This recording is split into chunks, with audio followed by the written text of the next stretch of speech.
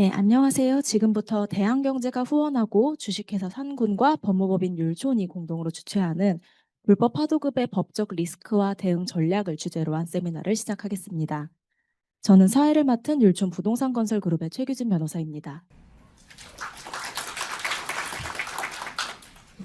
네, 오늘 세미나는 불법 하도급과 관련한 법적 리스크 및 대응 전략에 관한 전문가 발표와 종합 토론으로 구성되어 있습니다. 이번 세미나의 내용이 실무자 여러분들께 유익한 통찰을 제공할 수 있기를 기대합니다. 먼저 본 세미나의 시작을 알리는 율촌 부동산 건설 그룹 대표 김남호 변호사님의 인사 말씀이 있겠습니다. 박수로 환영해 주시면 감사하겠습니다.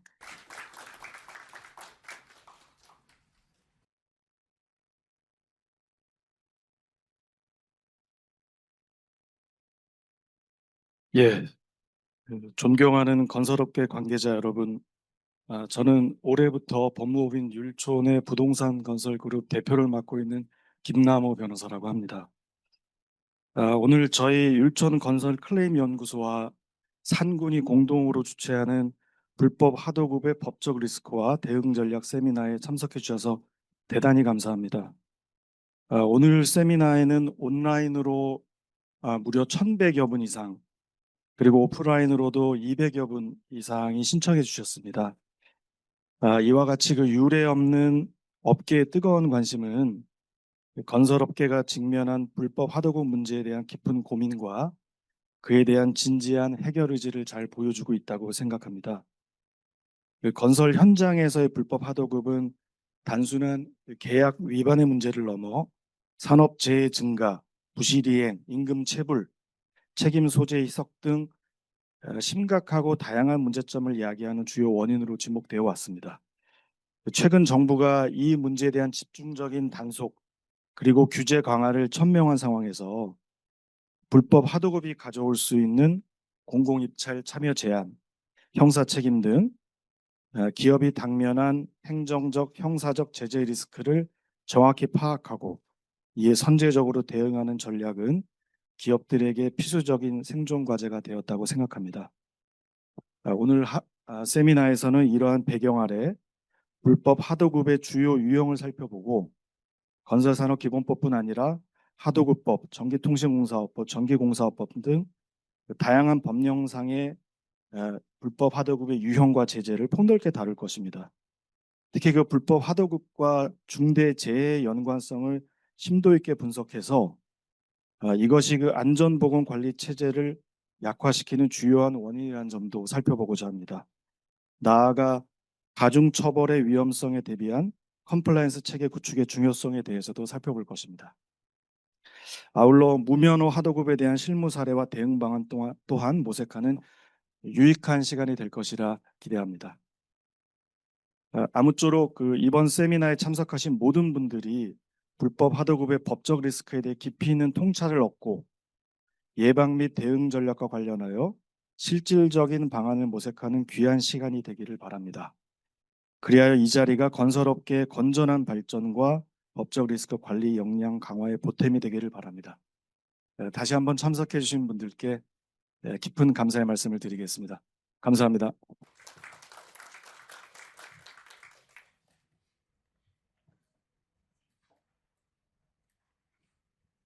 네, 김남호 대표님의 말씀 잘 들었습니다.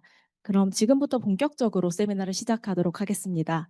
우선 첫 번째 발표로 불법 하도급의 기본적인 개념과 실무적인 쟁점의 종합적 주제에 대해서 율촌 정원 변호사님의 발표를 듣도록 하겠습니다.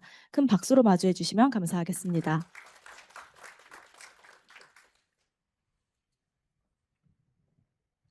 네, 반갑습니다. 저는 법무법인 율촌의 정원 변호사라고 합니다.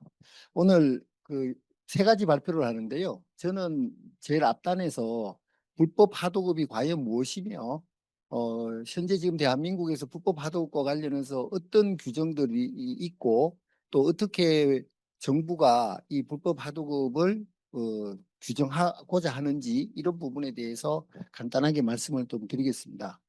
사실 이제 우리 건설공사는 복잡 다양한 공정을 해야 되기 때문에 하도급을 안 할 수는 없죠. 그래서 하도급은 필수적으로 해야 되는데요. 그런데 여기에서 불법 하도급이란 뭐냐? 이 부분을 정확하게 저희가 디파인하고 넘어가야 될 것 같습니다. 첫 번째는 건설 관계 법령상의 하도급 금지 제한을 위반한 경우가 불법 하도급이죠.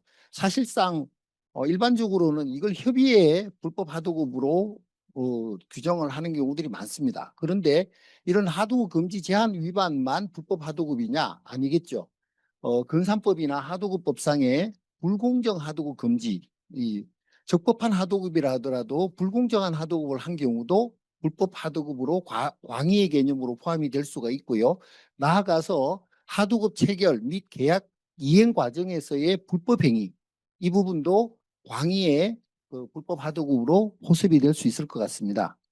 자, 그러면 뭐 정의는 이런 거겠죠. 법에서 정한 요건을 지키지 않고 하도급 계약을 체결하거나 실행하는 것이 되겠죠. 그래서 관련 법령들은 사실은 뭐 여러 가지가 있습니다. 건설관계법령, 하도급법, 그리고 파견 근로자보호법 뭐 이런 것들이 있을 수가 있고요. 일반 형법이나 특별형법도 그 불법 행위와 관련해서 적용이 가능할 것입니다. 중요 유형으로는 무동력자, 무자격자 하도급 금지. 사실상 우리 그 종합건설업 영역에서는 이 부분이 가장 많이 문제가 되고 있습니다. 그래서 오늘 따로 우리 조희태 변호사가 이 부분에 대한 내용을 조금 더 깊이 있게 다루도록 하겠습니다. 그리고 재하도급 금지, 일괄 하도급을 비롯한 하도급 제한 위반, 그리고 위장도급이 있습니다. 형식은 도급이나 실제로는 불법 파기인 거. 대표적인 사건이 있었죠. 아리셀 사건이 그랬었는데요. 23명이 사망한 그 사고와 관련해서 이게 불법 파견이 있었다라는 이유로 15년의 중형이 선고가 됐습니다. 그래서 이 부분도 저희들이 그냥 간과해서는 안 되는 부분으로 보이고요. 그리고 허위계약서 뭐 이런 부분들이 있죠. 명의대여가 여기에 포함이 될 수 있을 겁니다. 그리고 불법 하도급의 문제점에 대해서는 이미 여러분들이 너무나 잘 아시기 때문에 안전과 품질에 악영향을 미친다, 이런 내용을 말씀을 드리고 다른 내용은 다 생략하도록 하겠습니다. 불법 하도급과 관련한 처벌 제재, 민사상 책임에 대해서도 일반적으로 다 알고 계신 내용이죠. 형사처벌을 하게 되는데요. 개인에 대한 형사처벌만 있는 것이 아니라 불법 하도급과 관련해서는 각 법률에 양벌 규정을 두고 있는 경우들이 많습니다. 그리고 행정 제재 처분이 있죠. 건설관계법령에 따라서는 등록 말소, 그다음에 영업정지, 과징금 등이 부과가 가능하고요. 국가계약법령이나 지방계약법령에 따라서 입찰 참가 자격 제한 처분, 즉 공공 입찰 참가 자격 제한 처분이 부과가 될 수가 있습니다. 이와 관련해서는 입찰 참가 자격 제한과 관련해서는 법령상 하도급 금지 제한 위반만 입찰 참가 자격 제한 처분을 하는 게 아니라는 것도 명심할 필요가 있죠. 계약상으로 하도급 금지 제한을 한 경우도 그걸 위반한 경우에는 입찰 참가 자격 제한 처분은 부과할 수가 있습니다. 그리고 그러한 하도급 위반이, 불법 하도급으로 인한 하도급 위반이 계약의 본질적인 의무를 위반한 것으로 보일 경우에는 해당 계약을 해지할 수가 있겠죠. 그리고 이 불법 하도급으로 인해서 계약 이행이 지연이 됐을 경우는 지처상은 부과가 될 수가 있고요. 관련해서 불법 행위가 있을 경우에는 뭐 민법 750조에 근거한 불법 행위에 기한 손해배상 책임 문제가 다양하게 문제가 될 수가 있을 것 같습니다. 그리고 마지막으로는 이런 불법 하도급이 있었다라는 사실만으로도 해당 기업에 대한 브랜드와 신뢰도에 대한 치명적인 피해가 발생하게 될 것입니다. 그리고 최근에는 신고가 많이 이루어지고 있고 신고를 독려하고 있습니다. 신고를 보게 되게 되면 그 불법 하도급을 어떻게 인지를 하게 되느냐? 재해 사고가 발생을 해서 조사하다 보니까 나오는 경우도 있고요. 정기 전수조사하다가 나오는 경우도 많죠. 최근에는 지금 뭐 엄청난 조사를 많이 하고 있기 때문에 그 조사 결과상에 드러나는 경우도 있겠습니다만은 신고도 만만치 않습니다. 특히 내부자 신고는 이건 감당할 길이 없는데요. 뭐 내부자뿐만 아니라 경쟁 사업자 아니면은 그냥 의협심이 강하고 정의로운 시민에 의한 신고도 있을 수가 있는데요. 이 신고도 고용노동부, 국토교통부, 지방자치단체 다양하게 다 받고 있고요. 그리고 포상금 제도까지 운영하고 있습니다. 그래서 앞으로 정부에서는 이런 부분도 신고와 관련돼 있는 부분도 많이 홍보를 하고 있는 상황이기 때문에 우리가 불법 하도급을 마냥 덮어놓고 숨기기는 어려운 상황이다, 이렇게 말씀을 좀 드릴 수 있겠습니다. 먼저 그러면 협의회 불법 하도급이라고 볼 수 있는 하도급 금지 제한에 대해서 간단하게 살펴보도록 하겠습니다. 건산법상의 주요 하도급 금지 제한은 쫙 이렇게 있습니다. 8가지 정도. 내용은 생략하도록 하겠습니다. 뭐 이런 내용을 이야기를 한다는 것은 여러분들을 무시하는 거니까 넘어가도록 하겠습니다. 그리고 사실은 건산법에는 불법 하도급과 관련해서 공공건설공사 하도급 참여 제한 처분을 할 수 있도록 국토부 장관이 할 수 있도록 하는 규정이 있고요. 실제로 하도급 참여 공공건설공사 하도급 참여 제한 처분을 받는 업체들이 꽤 있습니다. 확인하시려면요. 키스콘에 들어가가지고 지금도 바로 들어가서 보시게 되면 현재 지금 공공건설공사 하도급 참여 제한 처분을 받고 있는 업체가 어딘지를 확인할 수 있습니다. 자, 그리고 비건설공사에 대한 하도급 금지 제한. 사실은 건산법에만 있는 것이 아니라 각종 법률에 어, 또 별도의 그 하도 금지 제한 규정이 있는데요. 전기공사, 정보통신공사, 소방시설공사, 국가유산수리법. 이 국가유산수리법 그러니까 저런 법이 있어서 이렇게 말씀하시는 분이 있는데 문화재 수리법이 2023년도에 이름을 바꿨습니다. 그래서 국가유산수리법이 있는데요. 내용을 보시게 되면 조금씩 하도급의 범위와 제한의 기준이 다릅니다. 그래서 이런 부분들을 전기공사, 정보통신공사, 소방시설공사, 그다음 국가유산 수리공사와 관련해서 정확하게 하도급의 범위와 제한하고 있는 내용, 방식, 승인의 방식, 신고의 방식 이런 부분을 정확하게 숙지를 하고 그에 맞게끔 적법한 하도급을 할 수 있도록 해야 되겠습니다. 안 그렇게 되게 되면 마찬가지로 해당 법률에 영업정지, 부정장대제, 뭐 행정형벌로 이어질 수 있는 그런 규정들을 다 두고 있다. 이렇게 말씀을 좀 드리겠습니다. 그 다음 불공정 하도급으로 넘어가겠습니다. 사실 불법 하도급 하게 되면 불공정 하도급은 관계없는 거 아니냐라고 할 수 있지만 사실 우리 이제 두 가지 법이 있는데요. 건산법과 하도급법이 있습니다. 건산법은 뭐 우리가 너무 익숙한 법이죠. 건설공사 관련해서 건설산업기본법이 적용이 되는데 여기에도 불공정 하도급과 관련돼 있는 규정이 있습니다. 그리고 그걸 위반했을 경우에는 어떻게 된다라는 부분이 있고요. 그런데 이것만 있는 것이 아니라 모든 산업에 다 적용이 되는 하도급법에도 불공정 하도급에 관련한 규정이 있습니다.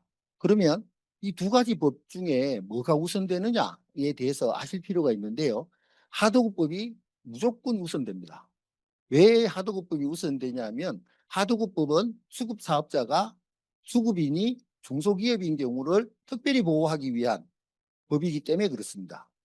그래서 사실은 이 불공정 하도급 특히 뒤에서 말씀드리는 부당특약과 관련돼 있는 부분이 이 하도급법을 통해서 앞으로 가장 많이 문제가 될 소지가 높아졌습니다. 그 이유는 뒤에서 좀 말씀을 좀 드리도록 하겠습니다. 나와 있죠. 하도급법 3조의 4에서 하도급법이 최근에 부당특약 대상 사유로 구체화해서 해당 부분에 한하여 무효가 될 수가 있다라는 규정을 뒀기 때문에 그렇습니다. 보겠습니다. 이렇게 두 가지 법이 있다라는 부분인데요. 그리고 하도급과 관련해서 제가 한 가지 놓친 게 있는데 말씀을 안 드린 게 있는데 하도급법에 대해서 일반적으로 오해를 하고 계신 부분이 있습니다. 하도급법은 도급 관계와 하도급 관계에서 하도급 관계에만 적용이 된다 이렇게 이해를 하고 계신데요. 아닙니다. 하도급법을 보시게 되면은요. 원도급 관계에서도 적용이 됩니다. 원도급 관계에서 적용이 되는 게 하도급법입니다. 그러니까 결국에는 수급인이 중소기업이면 하도급법은 그냥 적용이 된다. 이렇게 이해를 하셔도 틀린 말이 아니죠. 결국에는 도급 관계에 있어서도 하도급법에 의해서 불공정 하도급 문제가 발생할 수 있다. 이렇게 이해하시면 되고요. 건산법에서는 안 그렇죠. 도급 관계와 하도급 관계를 구분을 하고 있습니다.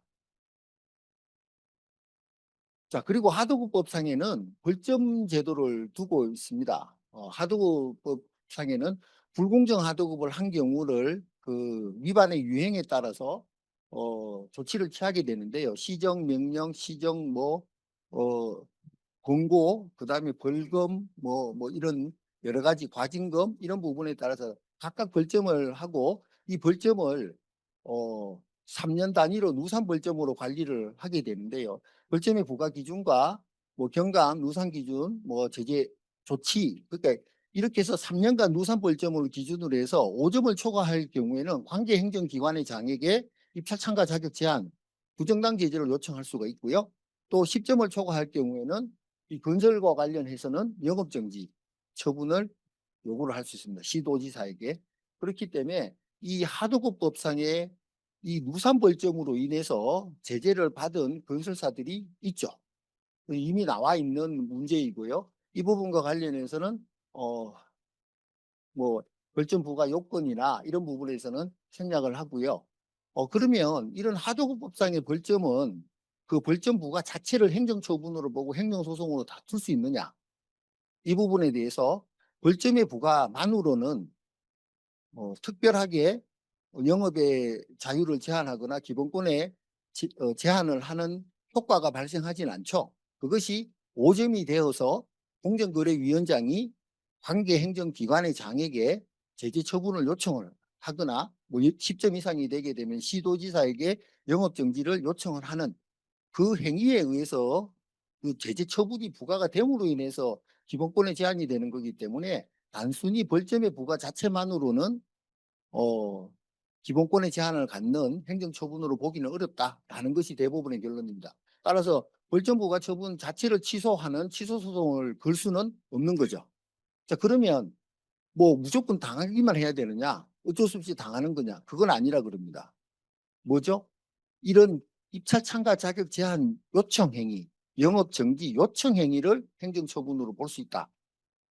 그래서 이런 요청 행위를 할 때는 당연히 행정 절차법에 따라서 의견 진술의 기회를 부여를 하고 또 뭐 청문 절차를 거치거나 뭐 이렇게 해가지고 절차적인 어떤 권리를 보호하고 또 그런 하게 되고요. 그리고 그것이 실체적으로 구체적으로 벌점의 부과가 잘못됐다는 부분도 여기 이 단계에서 다툴 수가 있는 겁니다. 그래서 이 요청 행위에 대해서 취소 소송 내지 행정 소송을 통해서 다툴 수 있다. 실제로 이렇게 해서 이 요청 행위를 취소한 대법원 판결들이 일부 있었습니다. 그래서 이건 참고하시면 될 것 같고요.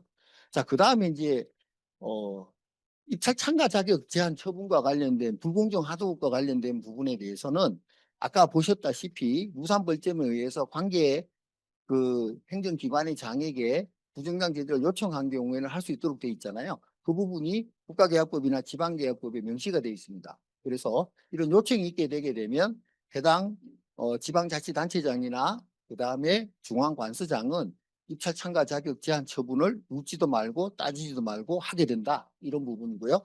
그 다음에 발주관수의 승인을 얻은 하도급 조건을 변경한 경우에도 부정당 제재 처분을 할 수 있도록 되어 있습니다. 물론 아까 말씀드렸다시피 법령상의 하도급 금지 제한을 위반하거나 계약상의 하도급 금지 제한을 위반한 경우도 입찰 참가 자격 제한 처분을 할 수 있다. 이렇게 이해하고 계시면 될 것 같습니다. 자, 그리고요. 건산법상의 하도급 계약의 적정성 심사라는 게 있지 않습니까? 이 부분과 관련해서는 공공건설공사의 경우에는 의무적으로 이런 하도급 계약의 적정성 심사를 해야 되는데요. 내용을 간단히 요약을 하게 되게 되면 하도급 부분에 대한 금액 비율이 82% 미만으로 떨어지게 되면 무조건 적정성 심사를 해야 된다라는 건데요. 이걸 이제 사실은 실무에서는 어떤 문제가 생기냐면 실제로는 82% 미만으로 하청 계약을 체결을 해놓고 이 82% 이상으로 체결한 것처럼 허위 계약서를 작성을 해서 발주자에게 제출하는 경우들이 있는데요. 이거는 범죄 행위잖아요. 자, 이런 부분이 있어서는 안 되겠다라는 부분이고요. 그리고 적정 금액이 보장이 안 되게 되면 우리도 발주자로부터 돈을 제대로 못 받게 되게 되면 안전과 품질을 담보할 수 있는 공사 수행을 할 수 없듯이 하청업체도 마찬가지니까 이 부분을 정부에서 통제하기 위한 부분입니다. 그래서 이걸 위반한 것도 불법 하도급의 영역에 들어가는 것이고요. 만약에 그러한 행위가 있었을 경우에는 당연히 부정당 제재, 그것이 공공입찰일 경우는 부정당 제재가 문제가 될 수도 있고 관련한 여러 가지 형사처벌과 행정제재로 이어질 수 있다. 이렇게 이해하시면 될 것 같습니다. 그 밖에도 건산법상의 하도급 공정성 확보를 위한 규정들을 두고 있는데요. 이 중에서 오늘 제가 소개를 드리고자 하는 것은 부당특약에 대한 문제입니다. 다 아시다시피 건산법 22조 5항에는 건설공사 도급 계약 내용이 당사자 일방에게 현저하게 불공정한 경우에는 계약의 효력 자체를 무효로 시킬 수 있다는 근거 규정이 들어가 있습니다. 자, 그래서 이러한 내용들이 또 38조에는 연이어서 하수급인의 계약상 이익을 부당하게 제한하는 특약을 요구해서도 안 된다라고 해서 부당특약과 관련된 내용이 들어가 있는데요. 실제로 근산법 22조 5항에 따르는 5항을 근거로 해서 계약상 무효가 된 사건이 있느냐 찾아보기 쉽지가 않죠. 근데 아마도 잘하면 저희 율촌에서 그런 선례를 하나 만들어낼 수도 있겠다 싶습니다. 그래서 그러한 내용들이 나오게 되면 저희가 적극적으로 공유를 하고요. 이러한 부당특약과 관련한 부분들도 법령에 규정을 하고 있는 부분이기 때문에 광의 불법 하도급에 들어가게 되고요. 이런 위반을 했을 경우에는 근산법에도 이러한 위반과 관련해서도 행정 제재를 할 수 있도록 규정이 연결이 다 되어 있습니다. 그래서 이런 이제 부당특약의 문제도 우리가 챙겨봐야 된다는 것이고요. 다음으로는 하도급법상의 부당특약이 있는데요. 원래 있었던 규정입니다. 원래 있었던 규정인데 이 사망이 들어갔다는 거죠. 그래서 사망을 통해서 하도급법상의 부당특약도 계약상 무효가 될 수 있는 근거가 들어갔는데요. 이것이 왜 중요하냐 하면 이게 우리 건설공사에서 하청업체들이 전문건설공사를 하시는 업체들이 원청사로부터 부당한 특약을 요구받는 경우는 많기 때문에 그 부분을 제한하기 위한 근거를 마련해 달라고 입법적인 노력을 하셨고 이것이 반영이 된 겁니다. 그래서 이런 내용들이 시행령에도 규정이 되어 있고요. 특히 관심 있게 봐야 될 것은 빨간 글씨로 되어 있는 공정위 고시 규정입니다. 부당특약 고시, 부당특약 심사 지침인데요. 이게 어떤 식으로 문제가 될 거냐 하면 아마도 어떤 하청사가 이런 부분을 문제 제기를 할 경우에는 그냥 바로 해당 부당특약이 무효입니다라는 소송을 걸는 거는 조금 무식한 방법이고요. 어떻게 할 거냐면 공정위에다가 부당특약 심사를 신청을 해서 공정위가 이거 부당특약이야 라고 심사를 하도록 만들 겁니다. 그리고 나서 소송을 거는 거죠. 그러면 확실한 근거를 가지고 부당특약의 무효 소송이 진행이 될 것이고요. 그런 사건들이 아마도 2026년에는 많이 발생하게 될 겁니다. 그런 부분을 통해 가지고 다시 이것이 타고 올라가서 건설산업기본법의 22조 5항에 있는 부당특약의 무효 선례를 또 만드는 데 영향을 주게 될 것이다. 감히 그렇게 예측을 해봅니다. 따라서 우리가 이런 부분까지 챙겨야 된다라는 거죠. 그래서 하도급은 이제는 제대로 관리를 해야 됩니다. 그리고 방금 말씀드렸던 여러 가지 사항들을 고려해 가지고 이러한 계약 관리 그리고 하도급 관리 나아가서 직접 시공, 탈현장화, 스마트 건설 기술까지 우리가 다양한 방법으로 각자가 모색을 해서 불법 하도급의 문제를 아예 없도록 해야 된다. 이렇게 말씀을 드리고요. 불법 하도급 이것만은 기억하자.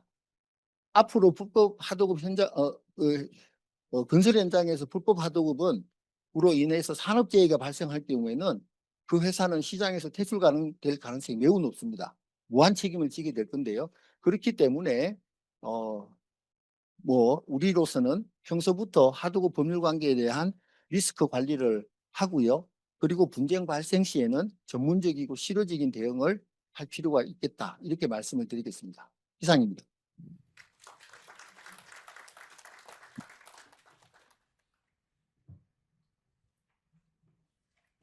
네, 관련 법령을 바탕으로 해서 불법 하도급의 정의와 유형, 관련 제재와 대응 방안, 그리고 부당 특약의 문제까지 다방면에서 이루어진 종합적인 검토를 들어봤습니다. 좋은 발표 진행해주신 정원 변호사님 감사합니다. 다음으로는 불법 하도급의 형사 제재 프로세스 및 중대 재해와의 교차점에 대해서 법무법인 율촌의 김현금 변호사님의 발표를 듣도록 하겠습니다. 박수로 맞이해 주시기 바랍니다.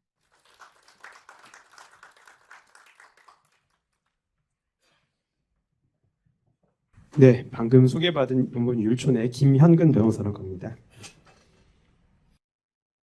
저는 불법 하도급 형사제재 프로세스 그리고 중대재해와의 교차점이라는 제목으로 발표드리도록 하겠습니다. 최근 건설 현장에서 발생한 중대재해 많은 사고의 원인이 불법 하도급에 있다 이런 취지의 지적이 있었습니다. 특히 불법 파도급 행위에 대해서는 이제 건산법상 형사처벌 규정이 이제 별도로 또 있죠. 그래서 행정제재뿐만 아니라 형사처벌까지도 같이 문제가 되고 있는 상황이기 때문에 만약에 중대재해 사고가 발생을 해서 중대재해처벌법 위반죄 또는 산안법 위반죄가 문제된 상황에서 해당 사안에 건산법 위반죄가 추가된다고 한다면 굉장히 양형상에 뭐 불리한 요소를 조금 될 위험성이 크다. 좀 그렇게 그런 상황입니다. 그래서 지금 저는 이제 전체적으로 형사사건 프로세스 그리고 중대재해 현장에서 주로 발생하는 불법 하도급 위반 현황 그리고 불법 하도급에 대한 형사처벌과 그것에 대한 대응 필요성 그리고 불법 하도급 유형별 형사 판결 사례들을 조금 소개시켜 드리도록 하겠습니다. 먼저 프로세스입니다. 지금 불법 하도급 수사 절차 흐름도라고 해서 간략히 표로 한번 만들어 봤는데요. 사실은 여기에 표에 나와 있는 것뿐만 아니라 잘 아시는 것처럼 키스콘에서 이제 자체적으로 모니터링을 해서 불법 하도급을 하고 있고 또 그 국토교통부 산하에 그 각 그 지방 국토관리청에서 또 그 하도급 불법 하도급 신고를 받아서 조사를 하게 되는 경우를 많이 곁에서 보셨을 겁니다. 근데 이제 그 중대재해 사고가 발생한 경우에는 좀 또 특이하게 그 수사의 단서가 될 수 있는 부분이 있는데요. 사고가 발생하면 뭐 아시는 것처럼 사고 당일날 바로 이제 노동부가 현장 출동을 하게 되고요. 며칠 후에 국토부 산하의 이제 국토안전관리원이라는 데서 이제 현장 출동을 하게 됩니다. 일반적으로는 뭐 노동부나 국토안전관리청이 이제 불법 화도구 자체를 조사하는 기관은 아니기는 한데 이 현장 사고 원인을 조사하다 보면 불법 파도급이나 이런 부분들이 이제 드러나게 되는 경우가 있고 그런 경우에는 그 내용을 그 관계 기관에다가 통보를 하게 되고 통보되는 기관이 기본적으로는 뭐 국토안전관리청이랄지 국토교통부랄지 아니면 각 그 등록된 해당 건설업이 등록된 그 광역시도지사 또는 기초지자체장한테 이제 통보가 되는 거겠죠. 그러면은 해당 국토부 그 지방국토관리청이나 지자체장 입장에서는 밑에 나와 있는 이제 건사법 49조 조항에 따라서 하도급 적정성을 조사할 수 있도록 되어 있거든요. 그래서 그것에 따라서 1차적으로 이제 그 행정 조사를 하게 됩니다. 그래서 아까 말씀 주셨던 것처럼 이제 행정 처분을 위한 행정 조사를 하게 되는데 그 관련해서 좀 그 불법성이 크다고 하는 경우에는 여기 나와 있는 것처럼 이제 경찰에다가 수사 의뢰 내지 고발까지 이루어지는 경우가 생깁니다. 아시는 것처럼 그 후에는 경찰에서 뭐 기본적인 조사를 진행을 한 후에 검찰 송치해서 법원 판결까지 뭐 경미한 경우에는 뭐 구약식이라고 해서 벌금으로서 법원에 넘기는 형태가 있을 수도 있고 아니면 조금 중하다고 생각이 들면 특히나 뭐 중대재해 사고하고 연관된 사고 그 불법 하도급이라고 한다면 좀 중대성이 있다고 봐서 구공판이라고 해서 정식 재판을 받도록 하게 되는 뭐 이런 절차로 진행이 됩니다. 근데 이제 또 하나 지금 이슈 중에 하나가 사법경찰직무법이라고 있거든요. 그 특사경, 그 경찰이 이제 일반적인 경찰인데 특사경이라고 해서 지자체든 고용노동부든 뭐 이런 데에 사실상 특정 그 법률에 관한 그 경찰의 역할을 하는 사법경찰의 역할을 하는 그 이 사람들이 있는데 그런 사람들 특별사법경찰이라고 하죠. 그래서 그런 분들의 그 업무 범위나 이런 부분들을 정해놓은 규정이 사법경찰직무법이라고 있습니다. 근데 이 부분에 대해서는 23년 5월에 이 개정안이 발의가 됐었고 다만 이제 회기 만료로 폐기가 됐는데 그 국회가 새로 구성된 후에 2024년 8월 12일자로 다시 같은 내용으로 발의가 된 상태입니다. 그래서 취지는 지자체 공무원이 어쨌든 경찰에 비해서는 건산법 등 관련 건설 관련 법령에 대해서 전문성이 있기 때문에 그 사람들이 행정조사를 하는 과정에서 수사 단서가 필요하고 형사처벌 필요성이 있다고 판단이 된다면 스스로 입건을 해서 경찰 조사까지 스스로 그러니까 수사를 하게 될 수 있는 그러니까 수사라고 한다면 결국에 뭐 압수수색이든 뭐 구속이든 이론적으로는 다 할 수 있게 되는 뭐 이런 절차가 되는 거겠죠. 그래서 이것도 기추가 주목되는 부분입니다. 그래서 어느 경우에 그 행정 처분에 국한되지 않고 형사 고발까지 이루어지느냐 이 부분에 대해서는 나름의 내부적인 뭐 판단 기준이 있는 것 같은데요. 기본적으로는 1, 2, 3, 4, 뭐 고의성 그리고 반복성, 피해 중대성, 그리고 행정기관에 대한 어떤 조금 비협조적인 어떤 행동들 이런 부분들 때문에 그냥 일반적인 행위 조치가 아니라 형사 고발까지 이뤄지게 되는 경우가 좀 있는 것 같습니다. 그래서 위반 행위의 고의성 및 악의성 이런 내용들을 한번 살펴보면 고의적 은폐 시도라고 해서 이 좀 문제점이 있다고 발견이 됐는데 생각이 들었는데 그것을 은폐하기 위해서 위조된 서류를 작성해서 제출한다든지 이런 부분에 대해서는 굉장히 안 좋게 볼 가능성이 높고요. 만약에 그 서류를 위조했다는 부분에 대해서는 뭐 예를 들어서 증거인멸죄라든지 별도의 또 범죄가 있기 때문에 그런 범죄와 또 결부되기 시작하면은 또 이게 굉장히 일이 커질 수 있는 뭐 그런 측면이 있습니다. 그리고 상습성은 이해하실 겁니다. 뭐 비슷한 사건으로서 단속이 있었음에도 불구하고 계속적인 어떤 이런 위반 사항, 불법 하도급 위반 사항이 있다고 한다면 고발까지 하게 되는 이런 경우가 있고요. 그리고 이제 지금 중대재해 사건 관련해서 가장 문제되는 게 피해 중대성이라고 생각하시면 될 것 같습니다.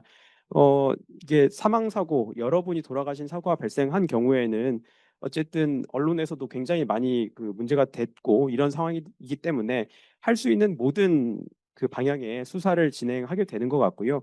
그 과정에서 이 형사 고발을 통해서 건사법 위반도 문제를 삼으려고 하는 경향이 생깁니다.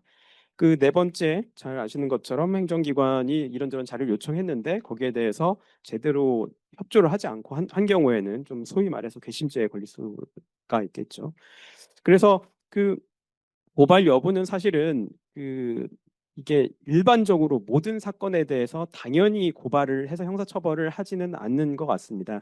물론 같은 불법 하도급 행위에 대해서 행정처분 규정도 있고 형사처벌 규정도 있고 둘 다 할 수도 있고 하나만 할 수도 있고 뭐 그렇긴 한데 선택적이긴 한데 그런 경우에 어떤 경우에 그 하나만 하고 어떤 경우에는 둘 다 할 거냐 이 부분은 아마 그 처분하는 지자체 입장에서도 경미한 어떤 불법 하도급이랄지 아니면 현장의 착오로 인한 실수로 인한 경우에는 그냥 행정처분으로서 마무리되는 경우가 있는데 이 밑에 나오는 것처럼 무등록자에게 하도급, 뭐 명의 빌려주는 거, 반복적인 일괄 하도급 이런 부분에 대해서는 고발하는 경우가 있고요.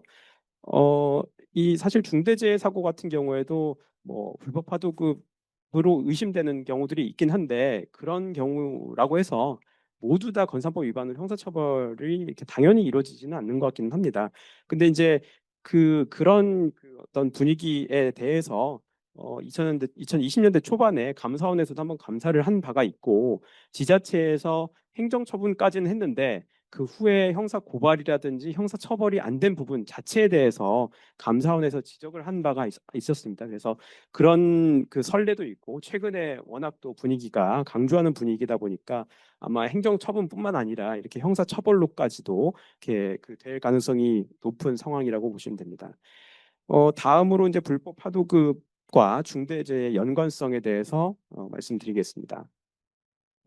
중대재해 발생의 구조적 요인을 제공한다고 뭐 추상적으로는 다 생각하고 계실 것 같습니다. 그래서 그게 과연 어떻게 실질적으로 영향이 있을지를 한번 생각을 해보면 이게 안전보건관리 체계 작동을 저해한다 이렇게 지금 표현이 돼 있는데요. 어쨌든 생각을 해보면 이게 다단계로 가게 되고 다단계 과정에 이게 그 법에서 허용되지 않은 하도급의 경우에는 사실은 그 내절을 그 안에를 살펴보면 사실은 비용 문제일 가능성이 높지 않겠습니까? 비용 플러스 조금 그냥 간이하게 현장을 공사를 하려고 하는 어떤 그런 분위기 이런 것 때문일 것인데 그러면 밑에 하도급 관계로 갈수록 금액은 실질적으로 공사에 투입될 수 있는 금액은 줄어들 수밖에 없는 거는 뭐 당연한 일일 겁니다. 그렇기 때문에 밑에 하청 업체 입장에서는 비용을 최소화해서 안전 부분은 좀 등한시하고 최후의 수단으로 갈 수밖에 없는 좀 이런 측면이 있는 것 같고요.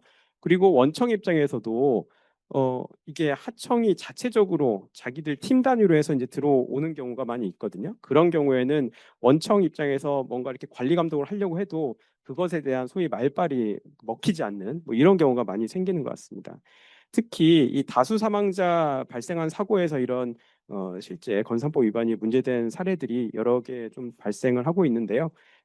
실제로 현장을 좀 출동을 해보면 이런 사례들이 이제 간혹 나옵니다. 그래서 완전 일괄 하도급을 했고, 그래서 원청 입장에서는 사실상 관리 감독하기가 도저히 어려웠던 상황이 있었고, 어, 그 어떤 사례에서는 이제 이게 불법 하도급이냐 아니냐가 약간 뭐 논란이 되고 있는 사안 중에 하나가, 쟁점 중에 하나가 이제 소위 뭐 10장이라고 하잖아요. 팀장 오야를 둬가지고 그냥 그분이 현장을 사실상 맡아서 하게 되는 뭐 그런 경우도 있는데, 그게 이제 불법 하도급이냐 아니냐 뭐 이 부분은 논란이 있는 거는 아실 겁니다. 네, 불법 하도급 이슈뿐만 아니라 뭐 근로기준법상 뭐 직접 지급 임금의 직접 지급 의무가 있는데, 그것에 대한 어떤 위반, 이런 어떤 구조가 있는 상황에서는 어 밑에 팀이 사실은 뭐 어느 누구의 간섭을 받기 싫어하시고 자기들 스스로 다 하겠다 그냥 이런 경우가 굉장히 많습니다. 그렇게 되다 보면 그 원청 입장에서도 이렇게 지적을 하려고 해도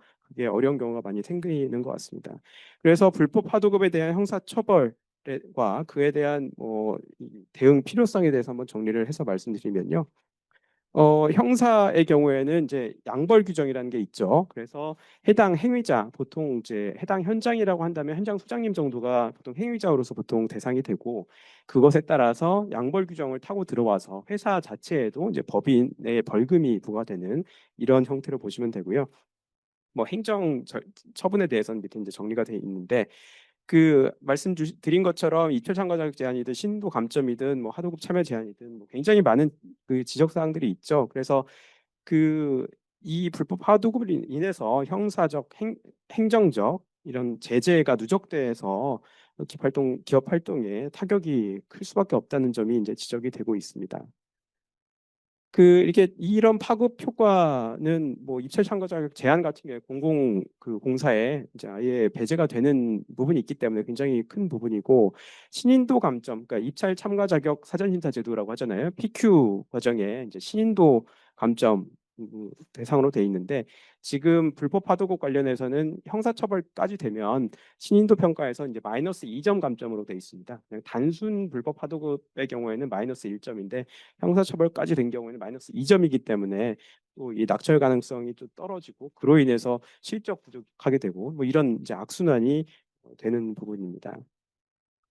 그래서 이제 형사적인 측면에서의 대응이 왜 중요할지, 행정적인 대응에 대해서는 뭐 당연히 알고 계실 거고요. 형사적인 측면의 대응이 어떤 부분이 중요한가 이런 부분인데, 지금 초기 수사 단계에서 어쨌든 조사가 잘못되면 그 후속 절차에서 이게 번복하는 게 좀 굉장히 어려운 측면이 있고요. 또 하나 이제 이게 어쨌든 불법 하도급에 대해서 논란이 있으면 그 행정처분 자체에 대해서 불복 절차가 있을 수 있고, 또 그것과는 별개로 이 형사처벌에 대한 기소된 부분에 대해서 형사 재판이 진행될 수가 있는데, 뭐 사안마다 다를 수는 있겠지만 통상적으로는 이제 형사 사건이 약간은 더 이제 빨리 진행되는 측면이 있거든요. 근데 어쨌든 먼저 진행되는 형사 사건에서 사실관계 확정이 돼버리면 후속 사건에서 행정 사건에서 뭘 다투려고 해도 사실은 이게 뒤집기가 굉장히 사실상 불가능한 이런 측면이 있습니다. 그래서 형사적인 대응도 굉장히 중요하다는 부분을 말씀을 드리고요. 또 하나는 법인 차원의 대응 가능성 검토를 이제 말씀드리려고 하는 부분인데요. 사실은 이 부분은 이제 선례가 많이 있지는 않습니다. 이제 취지는 불법 하도급 자체를 부인하기 어려운 경우라도 이 양벌 규정이라는 것이 이 회사 입장에서 이 불법 하도급을 관리 감독을 충실히 했다고 한다면 그거를 법인에게 그 형사처벌을 부과하는 것은 부당하다는 이론이 있기 때문에, 논리가 있기 때문에 그걸 통해서 상당한 주의 감독을 했다는 점을 입증을 받음으로써 아마 현장의 그 당사자 개인은 처벌이 받더라도 법인 입장에서는 면책 가능성이 있는 부분, 이 부분이 그래도 좀 형사적인 측면에서의 대응 가능한 요소일 것으로 생각이 듭니다. 그래서 이 뭐 양벌 규정을 여기다 정리해 놨고요. 뭐 아시는 것처럼 헌법재판소 판례도 뭐 들어보셨을 겁니다. 꼭 그 건산법에 관한 그 한정된 논의는 아니고요. 다른 많은 이제 양벌 규정들이 있는데, 그 양벌 규정들이 기존에는 이 그 상당한 주의 감독 여부를 따지지 않고 그냥 해당 행위자가 형사처벌 대상이면 법인은 뭐 묻고 따지지도 않고 무조건 형사처벌 대상이 되는 뭐 이런 경우가 굉장히 많았는데, 그런 식의 구조 자체가 이 자기 책임의 원칙에 반한다는 취지의 헌법재판소 결정이 있었습니다. 그래서 그 결정 이후에 이 건산법을 비롯한 모든 그 양벌 규정에서 이 단서가 이제 들어가서요. 법인 또는 개인이 업무에 관한 상당한 주의와 감독을 게을리하지 아니한 경우엔 그러지 아니하다고 함으로써 면책될 가능성을 여지를 둔 겁니다. 그래서 대법원에서도 일반적인 어떤 근거 규정을 대법원에서도 논거를 들면서 이 종합적으로 판단해서 주의 감독을 충실히 했다면 면책할 수 있다는 부분들을 설시를 한 부분이 있습니다. 근데 그럼에도 불구하고 사실은 굉장히 오랫동안 양벌 규정은 뭐 당연히 처벌되는 것처럼 해왔기 때문에 상당수 판결들에서는 그냥 법인도 당연히 유죄를 판결하고 있는 사례들이 있는가 하면 여기 그 소개시켜드리는 판결들에 보면 이 법인에서 상당한 주의 감독을 했다는 점을 이유로 해서 면책을 시켜준 판결들입니다. 그러니까 생각보다는 이그 법률 규정이 개정되고 나서 무죄 판결된 사례들이 실제로 나오고 있는 겁니다. 이 건사법 위반 사례는 뭐 아직 좀 찾아보기는 어렵긴 한데요. 이게 지금 그 위의 판결은 이게 산안법 위반 중대재해 사고가 발생했던 사고에 대해서 조금 그런 사례가 있어서 한번 넣어봤습니다. 근데 산안법 위반 중대재해 사고로 인한 산안법 위반 사건 경우에도 뭐 회사는 뭐 당연히 법인 벌금 맞는 거다 이렇게 보통 생각을 많이 하시거든요. 예, 그럼에도 불구하고 그런 사안에서 이런저런 사실관계를 들면서 상당한 주의 감독을 했다는 식으로 무죄 판결을 한 사안이 있는 겁니다. 그래서 이 건산법 위반의 경우에도 아직 선례가 없기는 하지만 한번 그래도 주장해 볼 수 있다. 저는 그렇게 생각이 들고요.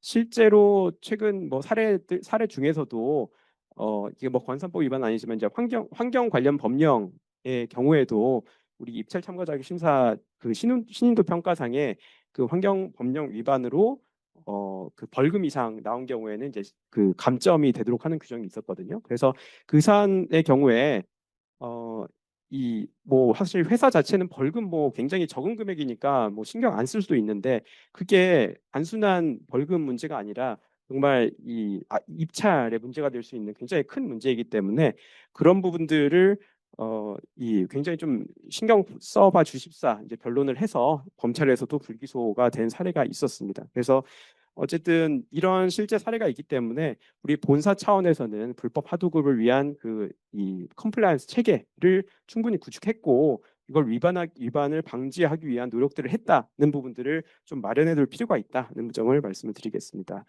불법 하도급 유형별 형사 판결 사례라고 했는데요. 뭐 뒤에는 사실 참고 자료로 사실 보시면 될 것 같습니다. 이거는 이제 규정 정리한 거니까 참고자료를 보시면 되고 다만 이제 불법 하도급 관련해서는 모든 규정에 다 형사처벌 규정이 있는 것은 아니고 이렇게 명의되어 무등록 시공 불법 하도급에 대해서 처벌 규정이 있는 상태입니다. 그리고 이제 하도급을 준 사람과 받은 사람에 대한 처벌이 어떻게 되냐를 따져보면 무등록자 하도급, 그러니까 무등록적 업자한테 하도급을 준 경우에 처벌을 하고요. 무등록업자인데 본인이 그 공사를 한 경우에는 또 처벌 규정이 있죠. 이거는 심지어 준 것보다 더 처벌이 법정형이 세게 돼 있습니다. 그리고 일괄 재하도급의 경우에는 하도급 준 사람 당연히 처벌하고요. 다만 하도급을 받은 사람에 대해서는 아직 처벌 규정이 없어서 24년 8월 1일자로 이 개정안이 발의되어 있는 상태입니다. 그래서 이제 유형별로 한번 형사처벌 사례들을 정리를 해봤습니다. 그래서 무등록 건설업이 어떤 것이냐에 대해서는 판례에서 일관하게 얘기하고 있는 것은 계약서의 명칭이나 형식에 국한되지 않는다. 실질적으로 공사를 누가 시행했느냐, 그리고 대금의 성격이 어떠냐, 그러니까 거기에 노무비가 포함되어 있냐 안 돼 있냐, 그리고 공사 수행에 대한 책임과 권한이 어디에 있느냐 이런 것들을 고려를 해서 무등록 건설업인지 여부들을 따져본다는 것입니다. 그래서 밑에 판결에서도 보시면 뭐 1호부터 입금받은 금액에는 자재값뿐만 아니라 노무비가 포함되어 있다는 점을 문제를 삼아서 결국에는 무등록 건설업 영위 행위라고 봐서 유죄가 인정된 사안입니다. 뭐 무등록 업자에게 하도급했던 뭐 사례들도 좀 정리를 해봤고요. 일괄 하도급 금지 관련해서는 조금 특이한 쟁점이 하나 있기는 합니다. 이게 일괄 하도급, 그러니까 일괄 하도급을 했는데 그 일괄 하도급을 받은 업체가 또 겸해서 무등록 업체였다. 이런 경우들이 판례들에서 좀 문제가 됐었습니다. 근데 여기에 대해서 대법원의 결론은 일괄 하도급 금지 위반으로는 처벌할 수 없다. 것이고 다만 무등록 검사업자에 대한 하도급 위반 형사처벌만 가능하다. 이렇게 결국에 대법원에서 정리가 됐습니다. 지금 일괄 하도급 금지로 처벌할 수 없다는 뭐 근거는 아마 여기 규정에서 보실 수 있을 겁니다. 규정에 보시면 다른 건설 사업자에게 하도급할 수 없다 이렇게 돼 있거든요. 그러니까 다른 건설 사업자라고 하면 건사법상 아예 특정되는 사업자이기 때문에 그런 정식 사업자에게 하도급한 경우에 한해서 처벌할 수 있는 것이지 일반 뭐 개인 업자가 그냥 그렇게 한 경우에는 일괄 하도급으로는 처벌할 수 없고 그냥 무등록 건설업자에 대한 하도급으로만 처벌이 가능하다 이런 취지의 대법원 판례가 있습니다. 전문 업체의 하도급 금지 관련해서 규정이 있고 뭐 판결 사례도 한번 정리를 해봤습니다. 재하도급 금지도 있고요. 그리고 하수급의 재하도급 행위를 지시 내지 공모한 행위에 대해서도 이제 형사처벌 규정이 이렇게 있거든요. 그래서 그 원청 입장에서 하청의 불법 하도급 행위에 대해서 이거를 묵인한 경우 또는 더 나아가서 이렇게 지시 공모한 경우가 이렇게 조금 달리 규정이 돼 있는데요. 묵인한 경우에는 이제 과태료 규정만 두고 있는데 여기 나와 있는 것처럼 지시하고 공모까지 한 경우에는 이제 원청에 이 하수급 이내 재하도급 행위를 그 관리 감독을 충실히 안 했다는 것 때문에 형사처벌 규정이 있고요. 아직까지 형사 판결 사례는 많지는 않은 것 같습니다. 이렇게 해서 그 말씀을 드렸고요. 이게 지금 그 불법 하도급이 단순한 계약 위반 사항이 아니라 지금 형사처벌, 행정 제재 그리고 이 기업의 어떤 평판이나 이런 데까지 그 리스크가 중첩되는 굉장히 고위험 영역이라는 생각이 듭니다. 그렇기 때문에 더더군다나 이게 중대재해까지 연결되는 사안이다 보니까 불법 하도급에 대해서는 단순한 법률 리스크가 아니라 경영 리스크로 조금 신중하게 관리를 해야 되는 이런 구조다 이렇게 좀 생각이 들었습니다. 예, 여기까지 말씀드리겠습니다. 감사합니다.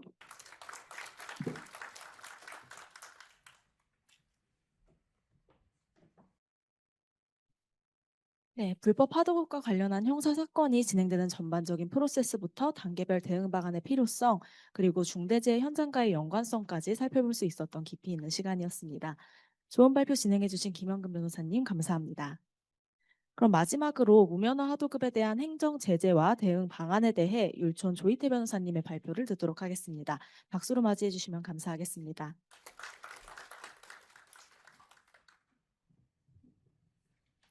예, 소개받은 율촌의 조희태 변호사입니다. 앞에서 두 분께서 너무 발표를 잘 해주셨는데요. 저는 이번 시간에 아까 정원 변호사님이 첫 번째 세션에서 말씀 주셨던 협의의 불법 하도급 중에서 그 중에서도 무면허 하도급, 건산법 25조 2항에서 정하고 있는 무면허 하도급과 관련된 쟁점에 대해서 이번 시간에 좀 말씀을 나눠보고자 합니다. 일단 무면허 하도급에 대해서는 뭐 다들 아시다시피 건산법 25조 2항에서 수급인은 16조의 시공 자격을 갖춘 건설 사업자에게 하도급하여야 한다라고 규정을 하고 있습니다.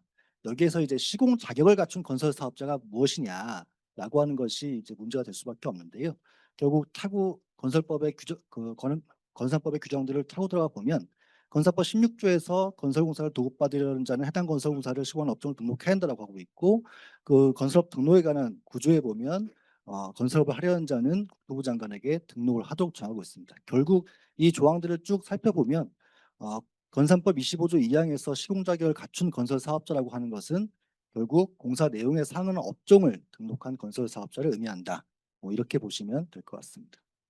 이와 관련해서 이제 간혹 질문을 하시는 분들이 어떤 부분이 있냐 하면 우리 아까 보셨던 건산법 9조 1항 단서에서는 이제 경미한 건설공사, 대통령령으로 정하는 경미한 건설공사의 경우에는 건설업을 등록하지 않고도 건설업을 할 수 있도록 되어 있기 때문에 그렇다고 하면 건산법 25조 2항을 해석함에 있어서도 하도급을 줄 때 하도급 준 공사가 이제 경미한 건설공사에 해당하는 그 요건에 해당한다면 건산법 25조 2항 위반에서 벗어날 수 있지 않느냐 이런 이제 질문을 하시는 경우가 있습니다.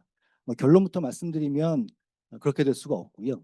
이에 대해서는 이제 법제처 유권 해석도 있고 판결도 있습니다. 먼저 법제처 유권 해석부터 말씀을 드리면 이건 뭐 저희가 다 일일이 읽어드릴 필요는 없을 것 같고 주된 내용만 보시면 여기에서 경미한 건설공사라고 할 때 그 경미한 건설공사의 범위라고 하는 거는 그 하도급된 건설공사를 기준으로 하는 것이 아니라 발주하는 전체 공사를 기준으로 판단해야 된다. 라고 하는 점을 전제로 했고요. 따라서 건설공사를 도급받은 건설사업자가 경미한 건설공사의 규모로 분할해서 쪼개서 하도급하는 경우에도 그 하수급인들은 모두 등록된 건설사업자여야 된다라고 하는 점입니다. 따라서 결론적으로 건산법 25조 2항을 해석함에 있어서도 그 문헌 그대로 건설사업자인 수급인이 도급받은 공사를 하도급하는 경우에 16조에 따라서 등록해서 시공 자격을 갖춘 건설사업자를 하수급인으로 정해야 된다. 결국은 건산법 25조 2항을 위반 여부를 해석함에 있어서 경미한 건설공사의 예외는 생각하기 어렵다. 이렇게 보시면 될 것 같습니다. 판례도 마찬가지입니다. 뭐 이 사안 보시면 아시겠지만 지금 수급인이 외벽 단열 공사라는 하도급 공사를 1,265만 원에 하도급했습니다. 1,265만 원에 하도급했다고 하는 것은 우리 대통령에서 정하고 있는 하도급 공사를 가르는 기준이 전문 건설 공사의 경우에는 1,500만 원을 기준으로 하고 있기 때문에 이게 이제 의미가 있는 것이고요. 그래서 이 영업정지 처분을 받았고 이 수급인이 원고가 이 재판 과정에서 주장했던 내용이 내가 하도급한 공사가 1,500만 원을 하회하는 공사이기 때문에 이 부분은 경미한 공사고 따라서 25조 2항 위반이 아니다. 이런 주장을 했는데 법원의 판단을 보시면은 건설업 등록에 예외를 정하고 있는 건산법 9조 1항 단서는 건산법 25조 2항과 16조에서 정하고 있는 하수급인의 자격자에 대해서는 적용이 없다. 따라서 경미한 공사를 하더라도 등록을 한 건설사업자에 대해서만 하도급을 줄 수 있다고 명백하게 판단을 한 바가 있습니다. 이 부분도 좀 잘 보시면 될 것 같고요. 또 이제 무면허 하도급 25조 2항 위반과 관련해서 주로 많이 문제가 되는 부분이 이제 공사 현장에서 뭐 자재나 물품을 공급받으시는 경우가 많이 있죠. 그래서 자재 물품 공급 계약을 체결하시는데 이제 그 자재나 물품을 납품한 다음에 이걸 현장에 설치를 해야 되는 경우가 있죠. 근데 이 설치를 이제 공사의 하도급이다라고 봐서 결국 이게 건산법 25조 2항 위반이다 이렇게 지적되는 경우가 종종 있는 것 같습니다. 따라서 이 부분에 대해서 좀 살펴보기 위해서 일단은 뭐 건산법 25조 2항 아까도 조문을 보셨지만 결국은 시공 자격이 있는 자에게 하도급해야 된다. 이제 하도급이라고 하는 거는 건산법 2조의 정의 규정을 보시면 결국 건설 공사를 전제로 하는 것이거든요. 결국은 자재 물품 납품 계약을 체결해서 현장에서 자재나 물품을 설치할 때 이 설치행위가 과연 단순한 납품된 자재나 물품의 설치에 불과한 것이냐 아니면 공사에 해당하는 것이냐 이 구별이 이제 가장 문제가 될 것이고요. 뭐 이 구별이 쉽지는 않습니다. 따라서 이런 경우에 있어서도 결론적으로는 이제 구체적 개별적으로 해당 사안의 내용과 실질을 살펴봐야 되는 건데요. 결국 우리 건설법 시행령 별표에서 각 건설 업종별로 그 건설업에 따른 내용을 규정하고 있기 때문에 그러한 내용에 해당되는 것이냐라고 하는 것을 판단할 수밖에 없습니다. 근데 이제 일흥의 이제 실무상의 어떤 뭐 일흥의 그 경향성 이런 것들을 좀 살펴보면 일정한 설치의 난이도 이런 것들도 하나의 기준으로 삼아서 공사와 자재 물품의 설치를 구분하고 있는 그런 경향이 있는 것 같습니다. 예를 들어서 주방 가구나 뭐 주방 상판, 데크와 같은 단순 조립 이런 경우에 좀 공사를 보지 않는다거나 또는 단순한 식목행이나 층간 차음제 설치 같은 경우에도 공사를 보지 않는 뭐 이런 것들이 좀 있는 것 같습니다. 이와 관련된 사례를 좀 살펴봤으면 하는데요. 이제 앞에서 말씀드린 그 개별 사례들입니다. 이제 주방가구 공급 업체가 시공사와 납품 계약을 체결하고 주방가구를 제작해서 납품한 다음에 현장에서 주방가구를 설치하는 외주 전문 설치 업체를 통해서 설치하는 행위를 했는데요. 주방가구를 조립해서 부착하는 일이겠죠. 근데 이제 관할 지자체에서 이 주방가구 공급 업체가 25조 유형을 위반했다. 왜 그러냐 봤더니 이 주방 가구를 조립해서 부착하는 것은 실내건축공사업 등록을 해야 되는데 이 B업체는 실내건축공사업 등록을 하지 않았기 때문에 무등록자 하도급이다라고 이제 영업정지나 과징금을 처분하겠다라고 하는 그런 통지를 한 사안입니다. 이제 주방 가구 납품 계약 같은 경우에 뭐 이 계약 자체는 물품 공급 계약이고요. 또 이제 단순히 납품된 주방 가구를 그 실내에서 조립하고 부착하는 업무를 하는 것이기 때문에 이걸 과연 공사로 볼 수 있느냐 여기에 대해서는 굉장히 좀 의문이 있고 다행히도 이 사안 같은 경우에 과거에 건설부에서 이러한 사안에 대해서 주방 가구의 단순 조립이나 부착이 실내 건축 공사에 해당하지 않는다라고 하는 회신이 있어서 이런 부분을 좀 활용할 수 있었던 그런 사안이었습니다. 그 다음으로 말씀드릴 부분이 이제 호이스트 크레인 설치에 대해서 역시 건산법 25조 2항 위반이라는 지적이 있었던 사례인데요. 이제 시공사가 그 신축 건물 내에서 이제 호이스트 크레인을 운용하기 위해서 비사와 호이스트 크레인 공급 설치 자재 공급 계약을 체결했고요.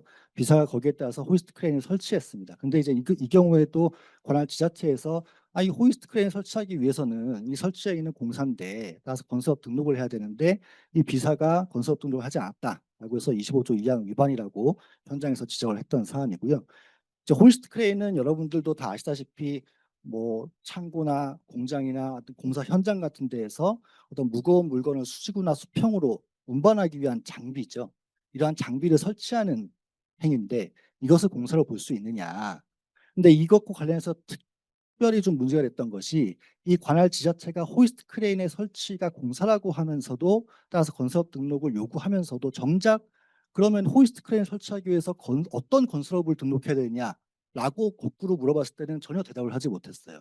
그러니까 사실은 그게 건설법 시행령 별표의 규정을 아무리 살펴봐도 사실은 호이스트 크레인 설치에 대해서 어떤 공사업을 등록해야 되는지 사실은 좀 맞지 않는 부분이 있었거든요. 이런 부분을 저희가 좀 잘 얘기를 해서 특히 뭐 그럼 승강기 삭도공 사업 등록을 해야 되느냐 뭐 이런 얘기도 나왔습니다만 결국은 뭐 승강기와 호이스트 크레인은 뭐 너무나 명백하게 구분되는 것이기 때문에 이 경우도 해당이 없다라고 해서 이 사안에 있어서 관할 지자체에서는 행정처분을 하지 않는 것으로 이렇게 결정을 한 사례가 있고요. 그 밑에 사례 같은 경우에는 이제 공사 현장에서 우리가 이제 배수판을 설치한다라고 했을 때 배수판을 공급받고 그럼 배수판을 공급하는 업체가 현장에 와서 배수판을 설치를 합니다. 근데 여기에 대해서도 이제 관할 지자체에서 이 배수판 설치하기 위해서도 건설업 등록이 필요하다라고 하면서 25조 2항 위반을 지적한 사례인데요. 이게 배수판 설치라고 하니까 대단해 보이지만 사실은 그냥 배수판을 놓는 겁니다. 배수판을 겹치지 않게 놓고 이 배수판 상호간에 이제 이탈하지 않도록 테이핑하는 굉장히 단순한 앞에서 좀 말씀드렸던 굉장히 설치 난이도가 굉장히 낮은 수준의 그런 작업이었고요. 이 경우에도 호이스트 크레인의 경우와 마찬가지로 그럼 배수판을 설치하기 위해서 어떤 건설업을 등록해야 되느냐라고 하는 문제가 똑같이 제기됩니다. 따라서 이 사안에 대해서도 이러한 사정들을 잘 설명을 해서 관할 지자체에서 행정처분을 하지 않는 그런 사례가 있었고요. 이것은 이제 공사 중 벌목 작업에 대해서 또 25조 2항이 문제됐던 사례인데요. 시공사가 공사 중에 벌목 작업을 위해서 이제 벌목 공사에 대한 계약을 체결하고 한 사안인데 관할 지자체에서 야 이거는 조경식재 썰무공사업 등록을 해야 된다. 근데 그 등록을 하지 않고 벌목 작업을 했기 때문에 여기에 대해서 25조 2항 위반이다라고 지적한 사안입니다. 근데 이제 밑에 뭐 글자가 좀 작아서 잘 보이실지 모르겠습니다만 조경식재 설무공사업이라고 하는 거는 이제 조경 수목 등을 식재하거나 조경 시설물을 설치하는 그런 경우에 필요한 공사업이지 단순히 임목을 벌치하는 경우에 필요한 공사업 면허가 아니다라고 하는 점을 좀 활용해서 의견을 개진했던 그런 사례입니다. 지금까지 이제 자재 공급 설치 계약과의 어떤 문제를 말씀드렸다면 지금 이제 이번에 슬라이드에서 말씀드린 내용은 이제 노무 제공 계약과 관련된 내용인데요. 우리가 흔히 이제 25조 2항 위반에 무면허 하도급이 지적됐을 때 이거는 공사의 하도급이 아니라 단순히 노무 인력만을 제공받는 그러한 노무 인력 제공 약정에 불과하다라고 주장하는 경우가 있습니다. 이 사안에서도 마찬가지로 25조 2항 위반으로 과징금을 부과된 사안에 있어서 수급인의 원고가 단순한 노무 제공 계약에 불과하다라고 주장을 했던 것인데요. 이 경우에도 이제 단순한 노무 제공 약정이냐 아니면 공사의 하도급이냐를 거는 어떤 일률적인 기준이 있는 것이 아니고 결국 구체적인 내용으로 들어가 봐야 됩니다. 구체적인 내용에 들어가서 그 실질적인 내용이 무엇이냐라는 것을 따지고 볼 수밖에 없는데 이 사안 같은 경우에 보면 뭐 약정에 뭐 어떤 공사 기간이라든가 공사 내용 같은 그런 용어들이 사용됐고 계약 금액 자체도 공사 면적에 따른 단가를 기준으로 또 정해졌고 뭐 돌관 야간 작업 뭐 농업비 지급의 경위 이런 여러 가지 사정을 비춰봤을 때 이거는 단순한 노무 약정 노무 공급 약정으로 보기는 어렵다. 이것은 공사의 하도급에 해당한다라고 하는 판단이 이루어졌던 그런 사안으로 볼 수가 있습니다. 따라서 우리가 보통 현장에서 이제 건설업 당연히 그 인력을 데리고 다니는 그런 팀장 들한테 하도급을 하는 경우에 이것이 이제 경우에 따라서는 공사의 불법 하도급 25조 2항 위반으로 무면허 하도급으로 지적될 우려가 있다라고 하는 점을 항상 저희가 유의할 필요가 있을 것 같습니다. 저희가 무면허 하도급 건산법 25조 2항 위반이 문제됐을 경우에 저희가 주로 대응할 수 있는 부분이 그러면 하도급 받은 하수급인이 보유하고 있는 공사원 면허를 가지고 이 문제된 공사를 수행할 수 있냐 없냐. 그 보유하고 있는 면허를 가지고 할 수 있다라고 하면 저희가 이 부분 좀 대응이 가능할 텐데요. 그와 관련해서 중요한 것이 이제 부대공사의 문제인 것 같습니다. 결국은 부대공사에 해당한다면 비록 거기에 대한 공사원 면허가 없더라도 공사를 할 수 있는 부분이기 때문에 이 부분에 대한 대응 논리로서 항상 부대공사에 해당한다는 점에 대한 검토와 점검이 좀 필요할 것 같고요. 부대공사는 뭐 다들 잘 아시기 때문에 뭐 제가 길게 설명하지 않겠습니다. 양가로 1번과 2번 두 가지 경우에 어느 하나에 해당해야 되고 주로 문제되는 건 1번이 많이 문제가 되죠. 그리고 이 1번의 부대공사에 해당하기 위한 요건은 이 부대공사 판단 요령 같은 데 보시면 자세하게 나와 있습니다. 지금 그 부분을 좀 다시 옮겨놓고요. 주대공사와 부대공사 간의 종속성이나 연계성 뭐 이런 요건들이 다 충족이 돼야 되고 주대공사의 건설사업자가 부대공사를 시공하더라도 공사의 안전이나 품질에 지장이 없다. 뭐 이런 요건들이 충족돼야 된다는 점은 다 알고 계실 것 같습니다. 부대공사가 문제된 이제 사례인데 이 경우에도 건설사업자가 그 하수급인인 비사와 또 토공사, 부대공사, 부대토목공사에 대한 하도급 계약을 체결했고요. 근데 이 하도급 계약 내용에 어스앵커 공사라고 하는 것이 포함이 되어 있었는데 이 어스앵커 공사가 알고 보니까 보링 그라우팅 공사업을 등록해야 되는데 B가 보링 그라우팅 공사업에 대한 등록을 하지 않았더라라고 해서 25조 2항 위반이 문제된 사안입니다. 뭐 중간에 국토교통부 유권해석은 이제 이와 유사한 사안에 대한 유권해석이고요. 이 같은 경우에서 있어서 이제 흑마이 공사의 수행을 하기 위해서 이 어스앵커 공사는 반드시 필요하다. 그리고 전체도 아니고 일부 부지에 대해서만 공사가 이루어졌고 그 금액 비율 자체도 한 10%에 미치지 못하는 금액이었다. 그래서 이 사안에 대한 그 법원의 판결이 좀 특이하게도 건설 사업주에 대한 판결이 아니고 감리에 대한 판결에서 이 판단이 이루어졌는데 결국은 감리에 대한 부실벌점 부과 사유 중에 하도 관리 소홀이라는 게 있지 않습니까? 그게 문제가 돼서 이 현장의 감리에게 부실벌점이 부과됐고 거기에 대해서 법원이 판단한 내용입니다. 이 사안에서 법원이 뭐라고 판단했냐면 어스앵커 공사 같은 경우에는 토공사 업무 내용에 속하는 것 같다. 그리고 설령 어스앵커 공사가 토공사업에 해당하지 않는다 하더라도 적어도 흑마이 공사의 부대공사에는 해당한다라고 판시를 한 바가 있습니다. 이러한 부분도 한번 참고를 해보시면 좋을 것 같고요. 다음에 또 문제가 되는 것이 이제 건설공사가 있고 아까 이제 정원 변호사님 첫 번째 세션에서 말씀 주셨던 것처럼 건산법 2조에서 얘기하고 있는 건설공사에 해당하지 않는 전기공사, 정보통신공사, 소방시설공사 이런 비건설공사가 있지 않습니까? 그러면 건설공사와 비건설공사 사이에 부대공사가 관계가 인정될 수 있느냐라고 하는 것인데요.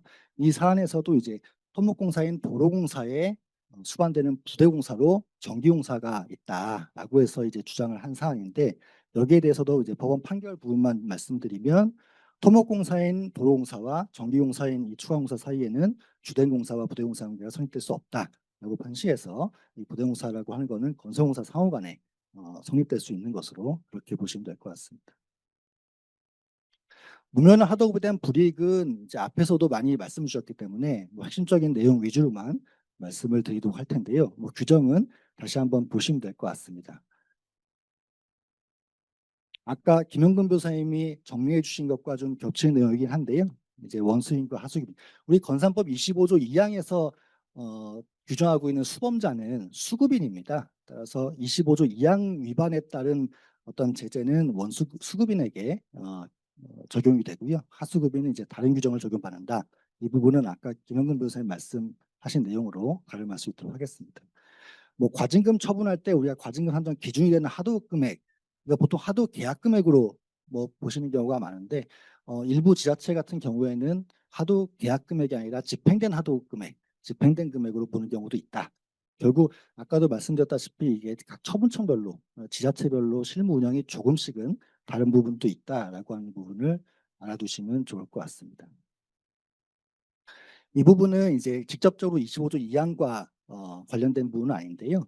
우리가 아까 구조 1항 위반, 즉 건산법 구조 1항 위반이라고 하면 건설업을 등록하지 않고 건설업을 한 경우에 대한 이제 판결인데 한번 참고하실 만한 것 같아서 소개해 드립니다. 결론, 시간 관계상 결론만 말씀을 드리면 우리가 수급인이 건설업 등록을 하지 않은 경우에 저희가 하도급함으로써 건설공사 하는 경우에도 이것도 구조인하에서 얘기하는 무등록 건설공사에 해당한다라고 하는 점을 한번 보실 필요가 있을 것 같습니다. 또 많이 궁금해하시는 부분 중에 하나가 무면허 하도급이 언제 성립하느냐? 건설 등록을 하지 않은 자와 하도급 계약을 한 경우에 그 실제로는 이제 그 하도급 공사가 진행은 되지 않았다고 하면 이 경우에 무면허 하도급이 성립하는 것이냐? 결론부터 말씀드리면 우리 판례상 하도급 계약을 체결하면 무면허 하도급은 성립합니다. 다만 그러면 그렇다고 해서 하도급 계약만 체결하면 다 끝난 거기 때문에 더 이상 엎질러진 물이기 때문에 아무것도 할 것이 없느냐? 그것은 아니고요. 비록 공사원 면허가 없는 자와 하도급 계약을 체결했지만 실제로 공사가 수행되지 않았다 또는 즉시 시정을 했다라고 한다면 그것 자체로 어떤 행정처분의 강경이라든가 이런 사정으로 고려가 될 수 있기 때문에 그 부분도 놓치지 말으셔야 될 것 같습니다. 이 부분은 굉장히 특이한 사례인데 한번 그냥 이런 것도 있다 한번 보시면 될 것 같습니다. 시공사가 자기가 이제 건축 허가를 받고 자기가 건축주로서 건축주인데 공사도 자기가 하는 그런 사안입니다. 근데 이제 착공 신고 때 이 문제 때문에 공사도급 계약서에는 도급인과 수급인을 모두 자신으로 기재를 해서 돼 있는 거고요. 이 점 때문에 이제 지자체에서 이거는 네가 수급인인데 등록하지 않은 자에게 하도급했기 때문에 건설법 25조 2항을 위반한 거다라고 이제 지적한 사안인데 이 경우에서 A는 실질적으로 수급인이 아니고 건축주, 발주자의 지위에 있기 때문에 아까 25조 2항의 수범자는 수급인이라고 말씀드렸죠. 그래서 수급인이 아니기 때문에 행정처분 대상이 아니다. 경찰에서도 똑같이 혐의에 대해서 불송치 결정이 난 그런 사례입니다. 마지막으로 이제 말씀드릴 부분이 이제 여러 개의 무면허 하도급 행위가 있는 경우가 있습니다.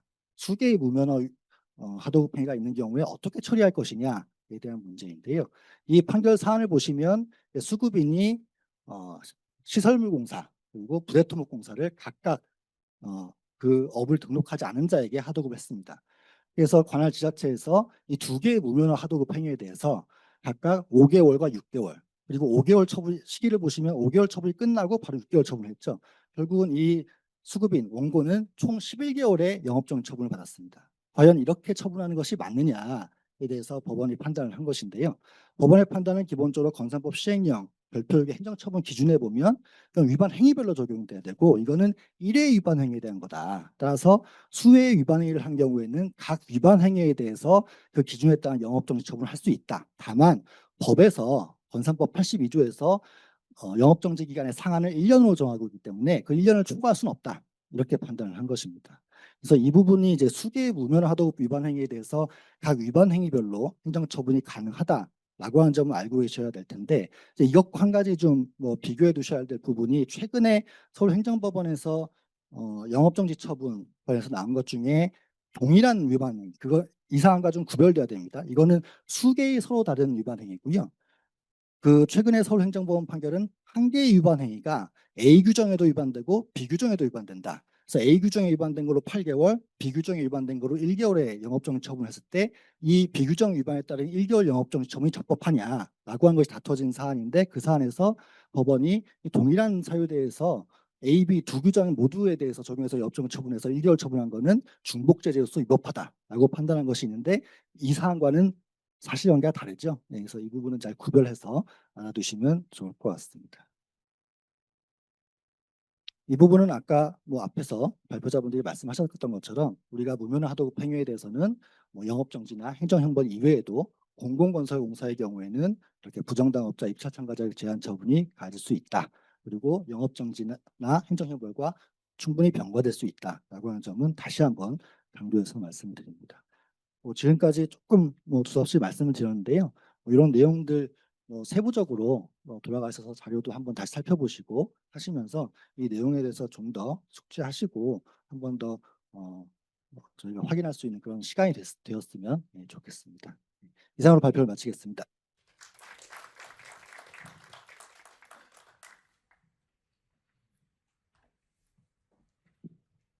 네, 각종의 계약에서 이루어질 수 있는 무면허 하도급 사례를 중심으로 해서 실제 현장의 불법 하도급 쟁점을 두루 살펴볼 수 있었던 유익한 시간이었습니다. 좋은 발표 진행해주신 조희태 변호사님 감사합니다. 이제 토론을 통해 오늘 세미나의 주제를 다시 한번 돌아보는 종합 토론의 시간을 남겨두고 있는데요. 금일 종합 토론은 정원 변호사님께서 좌장을 맡아 진행해 주시겠습니다. 패널로는 대한건설협회의 김주호 기획조정실장님, 주식회사 상군의 김태한 대표님, 그리고 법무법인 율촌의 김순태 전문위원님과 정유철 변호사님께서 참여해 주시겠습니다. 네, 그러면 이어서 그 종합 토론을 하도록 하겠습니다. 저는 뭐 말이 자장이지 그냥 그 관리 시간 관리하는 사람으로 이렇게 인식해 주시면 좋을 것 같고요.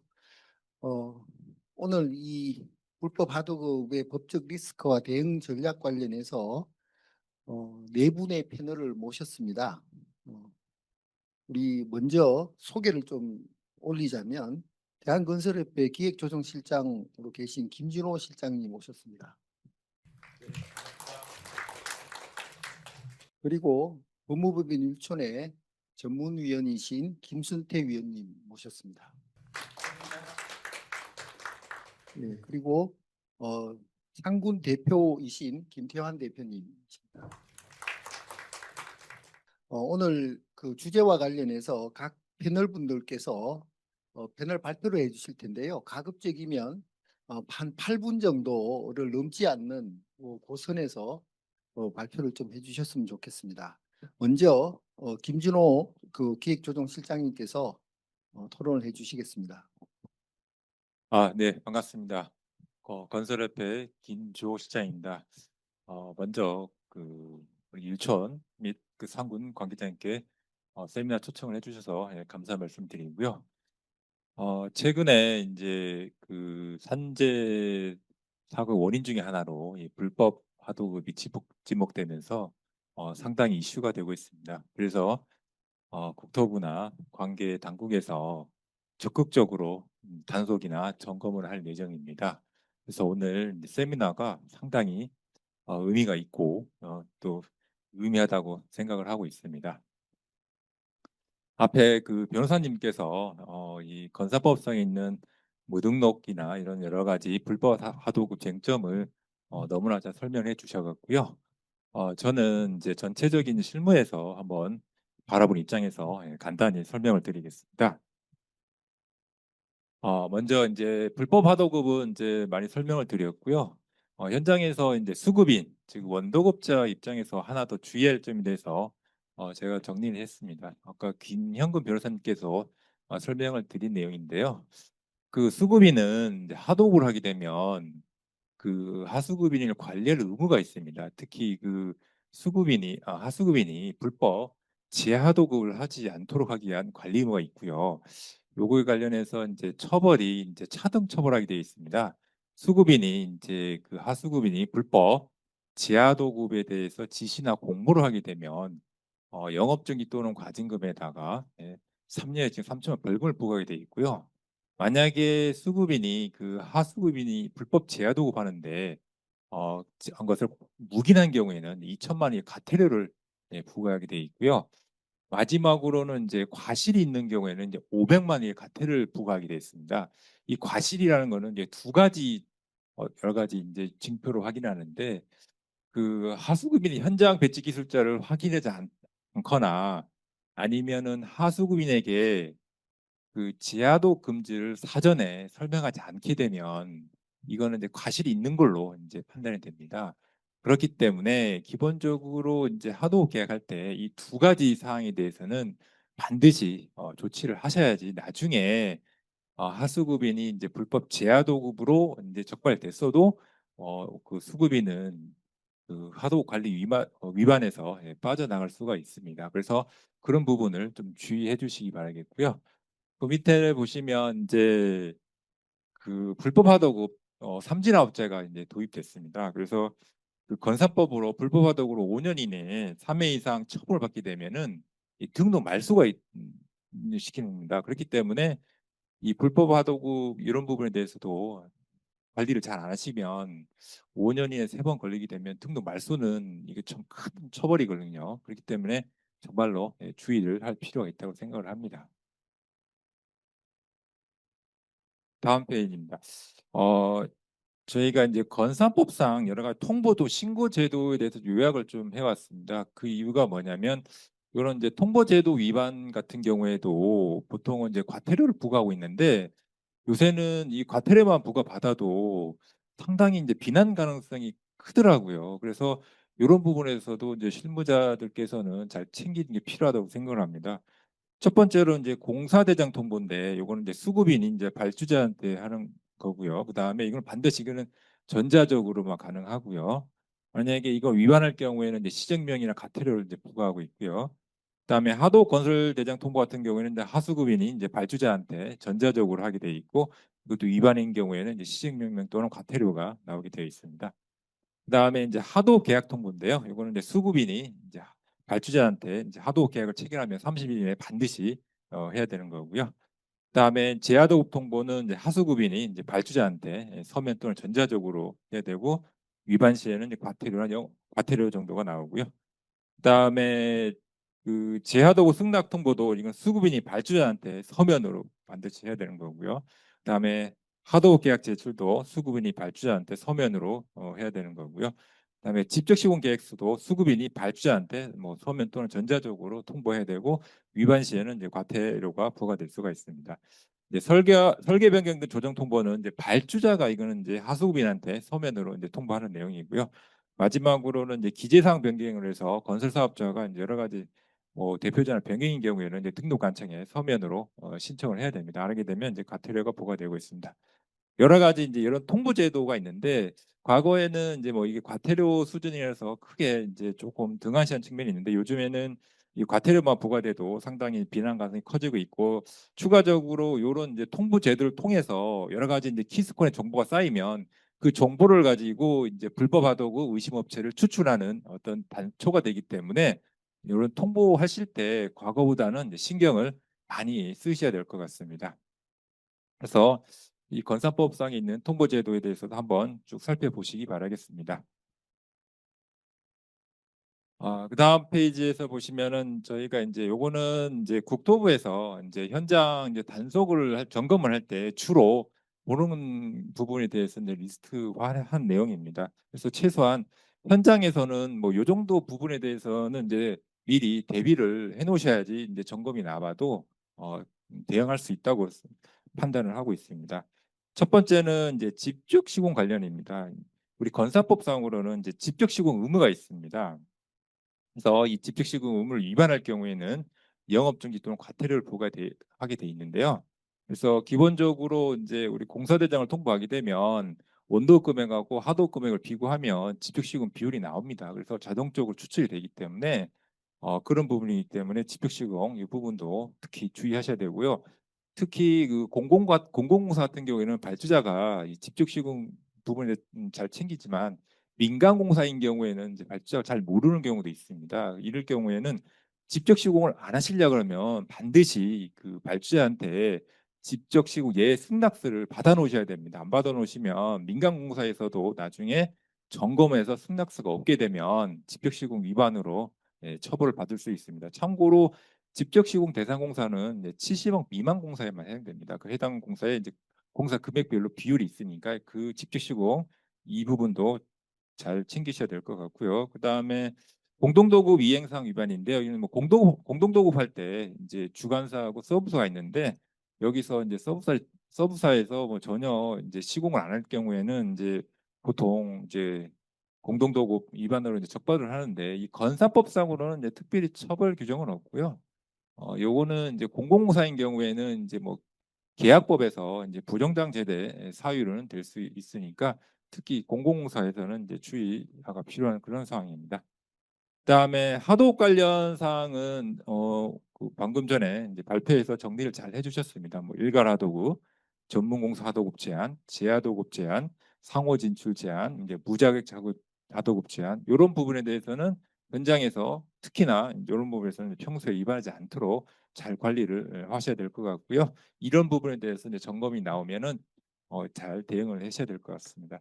기타 사항으로는 이제 하도급 계약 미통보 여기 되게 중요합니다. 그 여러분들이 이제 하도급 계약을 하게 되면 하도급 계약을 통보하게 되어 있는데 거기 하도급 계약에 통보할 때 82%, 82%를 정확하게 산출해서 통보하셔야 됩니다.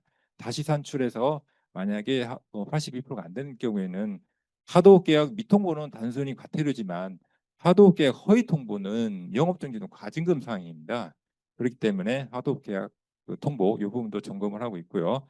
우리 건산법에서도 이 하도급 계약을 이제 서면으로 미체결을 하게 되면 과태료를 부과하게 되어 있습니다. 이런 부분도 챙겨 주시면 될 것 같습니다.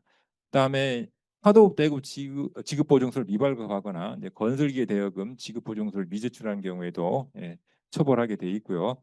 그다음에 하도급 계약 적정서 심사도 확인을 하고 있고요. 하도급 계약서 이행 여부 및 이중 계약 강요 이런 부분도 점검을 하고 있고요. 하도급 대금 지급 적정하게 지급했나는 관여하고 있고요. 그다음에 그 4대 보험, 4대 보험을 특히 주의하실 부분이 그 원도금 내역서에 4대 보험을 반드시 기재를 하셔야 됩니다. 안 하시게 되면 이 건산법에 따라서 처벌하게 되어 있습니다. 마지막으로 이제 건설 기술 현장 대치, 그다음에 건설공사 대장 통보 여부 이런 거를 점검을 하고 있습니다. 그래서 현장에서는 최소한 건사법상 점검 리스트는 요약을 해놨으니 이 정도는 대비를 하시는 게 필요하실 것 같습니다. 다음으로는 제가 이제 그 하도급 체계를 좀 도표로 좀 만들어 봤습니다. 기본적으로 이제 그 아까 방금 강연에서 변호사님들이 잘 설명을 드렸는데 저는 이제 한번 표로 한번 설명을 해드리겠습니다. 먼저 이제 이 하도급 체계를 이제 보시려 그러면은 본인들이 도급받은 공사가 종합공사인지 전문공사인가를 먼저 확인을 하셔야 됩니다. 그에 따라서 이제 하도급 체계가 달라지기 때문에 그렇습니다. 일단은 종합공사인 경우에 종합공사를 종합건설 사업자가 원도급 받은 경우, 그다음에 전문건설 사업자가 원도급 받은 경우 두 가지 나눠서 설명을 경우가 있습니다. 첫 번째로는 이제 종합건설 사업자가 원도급 받은 경우에는 그 전문건설 사업자나 아니면 종합건설 사업자한테 1차 하도급이 가능하고요. 그 다음에 예외적으로 재하도급은 가능합니다. 재하도급 구조형은 이제 전문건설 사업자가 받은 경우에는 뭐 20% 이내에서 발주자 소매 승낙, 기술 특허 이런 게 아주 예외적으로 하도급이 가능하고요. 종합건설 사업자가 하도급 받은 경우에는 발주의 서면 승낙을 받으면 전문 건설 사업자한테 일부 재하도급이 가능합니다. 그래서 재하도급이 가능한 케이스는 요 첫 번째 케이스밖에 나오지 않습니다. 나머지 케이스에서는 재하도급은 이루어질 수 없기 때문에 극히 예외적으로 재하도급이 허용된다는 것을 볼 수가 있습니다. 두 번째는 옆에 그 종합공사를 이제 업역 개편에 따라 상호 진출에 따라 전문건설 사업자도 도급을 받을 수 있습니다. 그래서 전문건설 사업자가 도급받게 되면 직접 시공이 원칙이고 그 하도급은 예외적으로만 허용될 수 있습니다. 20% 이내에서 그것도 뭐 특허 신기술이나 여러 가지 조건을 건설법에 있는 그 충족하는 경우에만 예외적으로 하도급이 허용 가능하고요. 그리고 재하도급은 더군다나 허용되지 않습니다. 그래서 종합공사인 경우에 이 하도급 체계가 이렇게 돼 있으니까요. 한번 도표로 저희가 한번 그려놨으니까 한번 실무 있을 때 활용하시면 도움이 될 것 같습니다.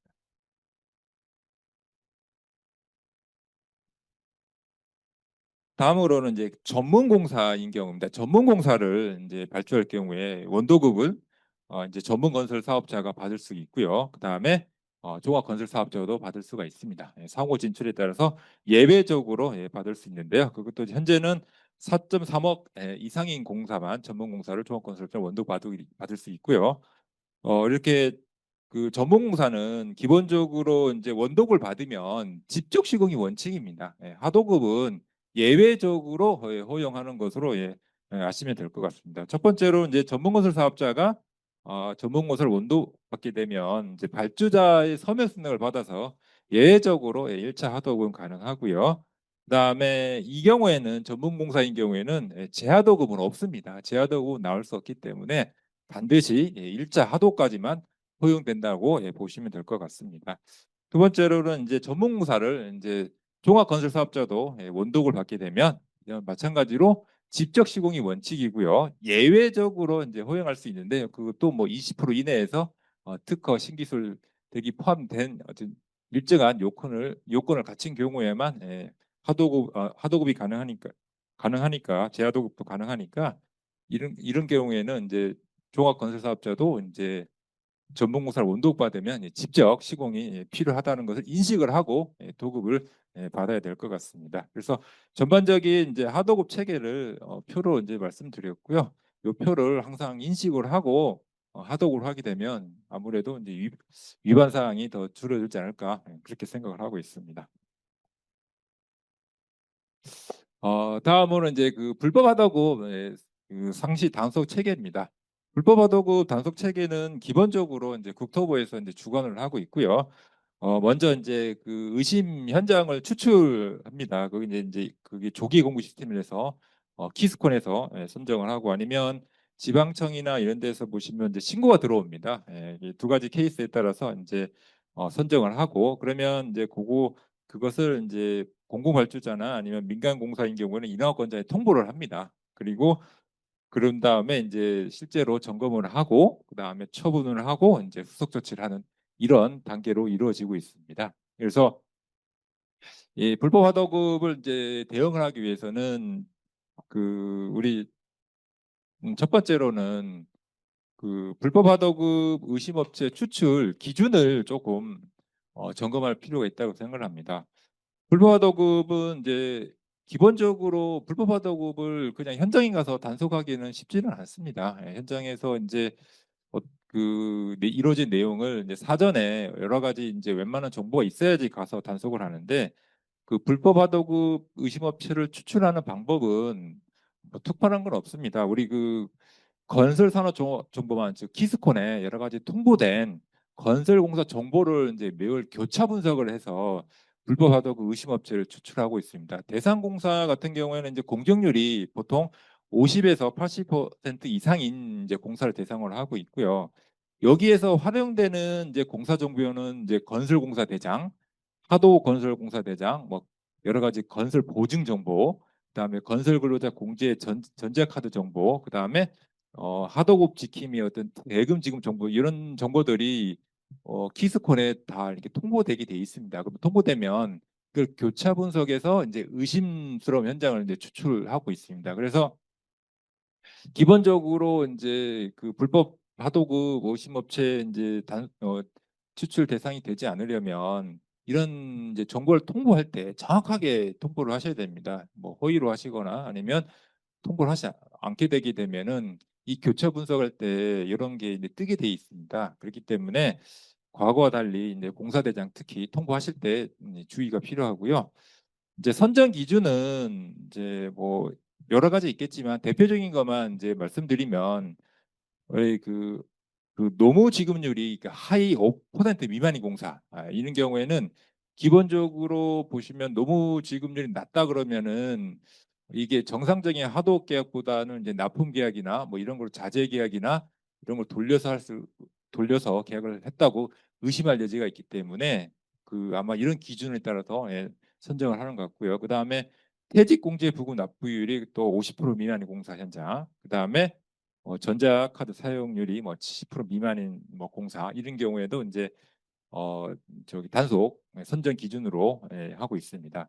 그 다음에 이제 건설공사 대장은 이제 기본적으로 그 추출을 할 때 건설공사 대장이 기본 베이스가 됩니다. 건설공사 대장에는 다양한 정보가 있습니다. 하도급 뭐 정보도 있고 뭐 보증 정보도 있고 그래서 이런 정보를 여러 가지 이제 뭐 건설 정보하고 보증 정보나 아니면 이제 전자카드 정보나 이런 거하고 이제 매칭시켜서 단속을 하기 때문에 과거와 달리 이제 건설 공사 대장 통보를 정확하게 하셔야지 나중에 이제 대상에서 선정이 안 되기 때문에 주의가 필요하다고 생각을 합니다.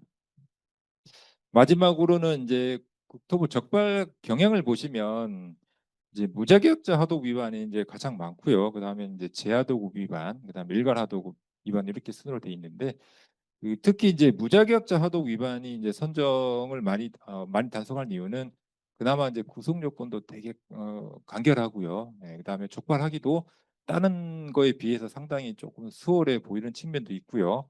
그런 측면에서 이제 많이 단속을 하기 때문에 하도급 계약하실 때 명확하게 자재 납품을 계약하실 거냐 아니면 노무 계약을 하실 거냐 뭐 이걸 결정을 좀 하셔야 될 것 같아요. 왜냐하면 기본적으로 이제 무자격자 하도급 계약을 하게 되면 이제 이게 납품 계약 형태로 하게 되면 이 납품 계약이라면 이제 시공 계약이 아니기 때문에 건설법 적용을 받지 않습니다. 그러면 여러 가지 규제를 피할 수 있기 때문에 조금 약간 이제 이렇게 납품 계약을 위장하고 싶은 어떤 그런 경향성이 좀 있는 것 같은데, 요즘 같은 경우에는 이제 단속 이런 게 되게 심하게 되고 있기 때문에 특히 이게 무자격자 하도급 위반 이런 부분은 계약하실 때 정말 주의를 하셔야 될 것 같고요. 저희 방금 전에 조이태 변호사님께서 아주 자세히 잘 설명을 드렸기 때문에 세부 내용은 이제 설명을 하지는 않겠습니다. 그래서 기본적으로 최근에 이제 산재 사고 관련해서 이제 불법 하도급 관련 리스크가 굉장히 커지고 있습니다. 그래서 이 건설법상에 있는 불법 하도급 이런 부분도 다시 한번 상기시키는 좋은 이제 기회가 되었다고 생각을 합니다. 네, 이상으로 마치겠습니다.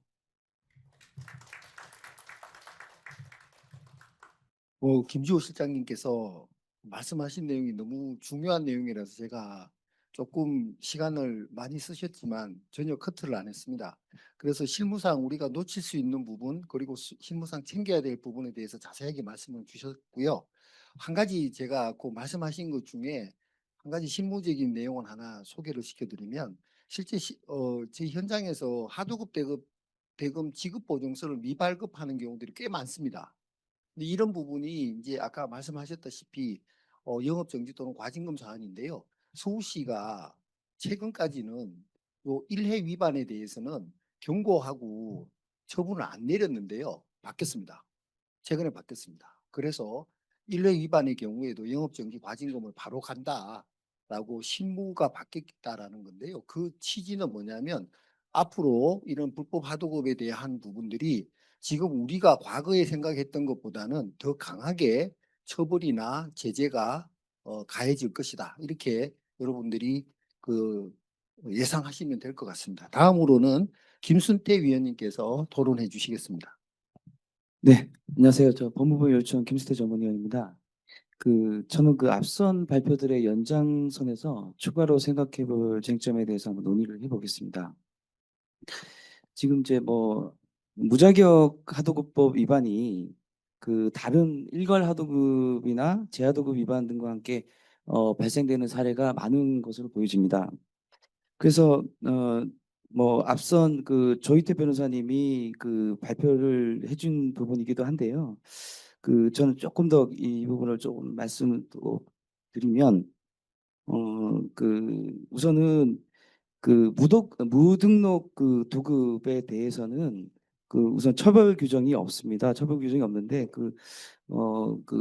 무등록 도급에 대해서 과연 이런 일들이 좀 일어날 수 있을까 이런 의문이 있을 수도 있는데 무등록 도급은 통상 이제 건설사들에서 이제 자체 공사를 한다든지 아니면 철거공사, 그다음에 하자보수공사 이런 부분에서도 발생될 수 있고 심지어 광국공사에서도 소규모 공사에서는 조달 설치 계약이라든지 이런 쪽에서도 발생될 수 있는 문제점이 있습니다. 그래서 지금 발주자는 무등록 업체에게 도급을 하더라도 처벌하지 않는 여러 문제점은 있습니다.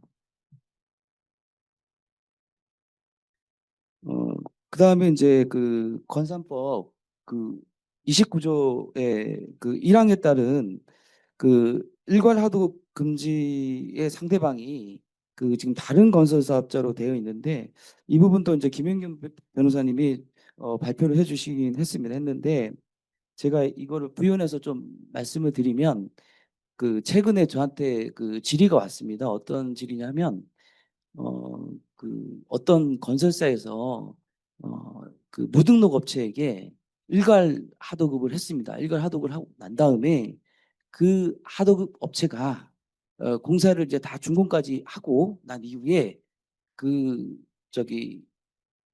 돈을 더 증액해 달라 이렇게 얘기를 한 겁니다. 근데 그 전에 그 업체하고는 이면적으로 계약을 맺었습니다. 이 원청은 관여를 하지 않겠다. 그냥 일괄 하도급한 업체가 이 전적으로 공사를 수행하고 원청한테 어떤 이익 보장을 해달라, 부금 이런 느낌으로 해달라 이렇게 이면 계약을 했는데 이 업체가 갑자기 준공이 끝나고 난 다음에 돈이 더 들어갔다고 증액을 해달라고 그러니까 뭐 금액도 사실은 이제 소규모 공사에 대해서 많이 그런 게 일어나니까 한 5천만 원을 증액해 달라고 했습니다. 그러니까 이 원청은 도저히 나는 그 돈을 못 주겠다라고 해서 이제 질의가 들어온 거죠. 질의가 들어왔는데 사실은 이제 불법적인 일괄 하도급을 하지 않는 게 좋은 거지만 그렇게 좀 어떤 이익을 취하기 위해서 일괄 하도급을 하고 난 다음에 이렇게 문제가 되니까 이제 이거 뭐 어떻게 해결할 수 있느냐 이런 질문입니다. 그래서 이제 제가 말씀드린 건 뭐냐면 일단은 무등록 업체한테 일괄 하도급을 했기 때문에 그 처벌을 받지는 않는데 이게 무등록 업체한테 하도급을 한 부분이기 때문에 무등록 하도급으로 처벌을 받을 수 있다.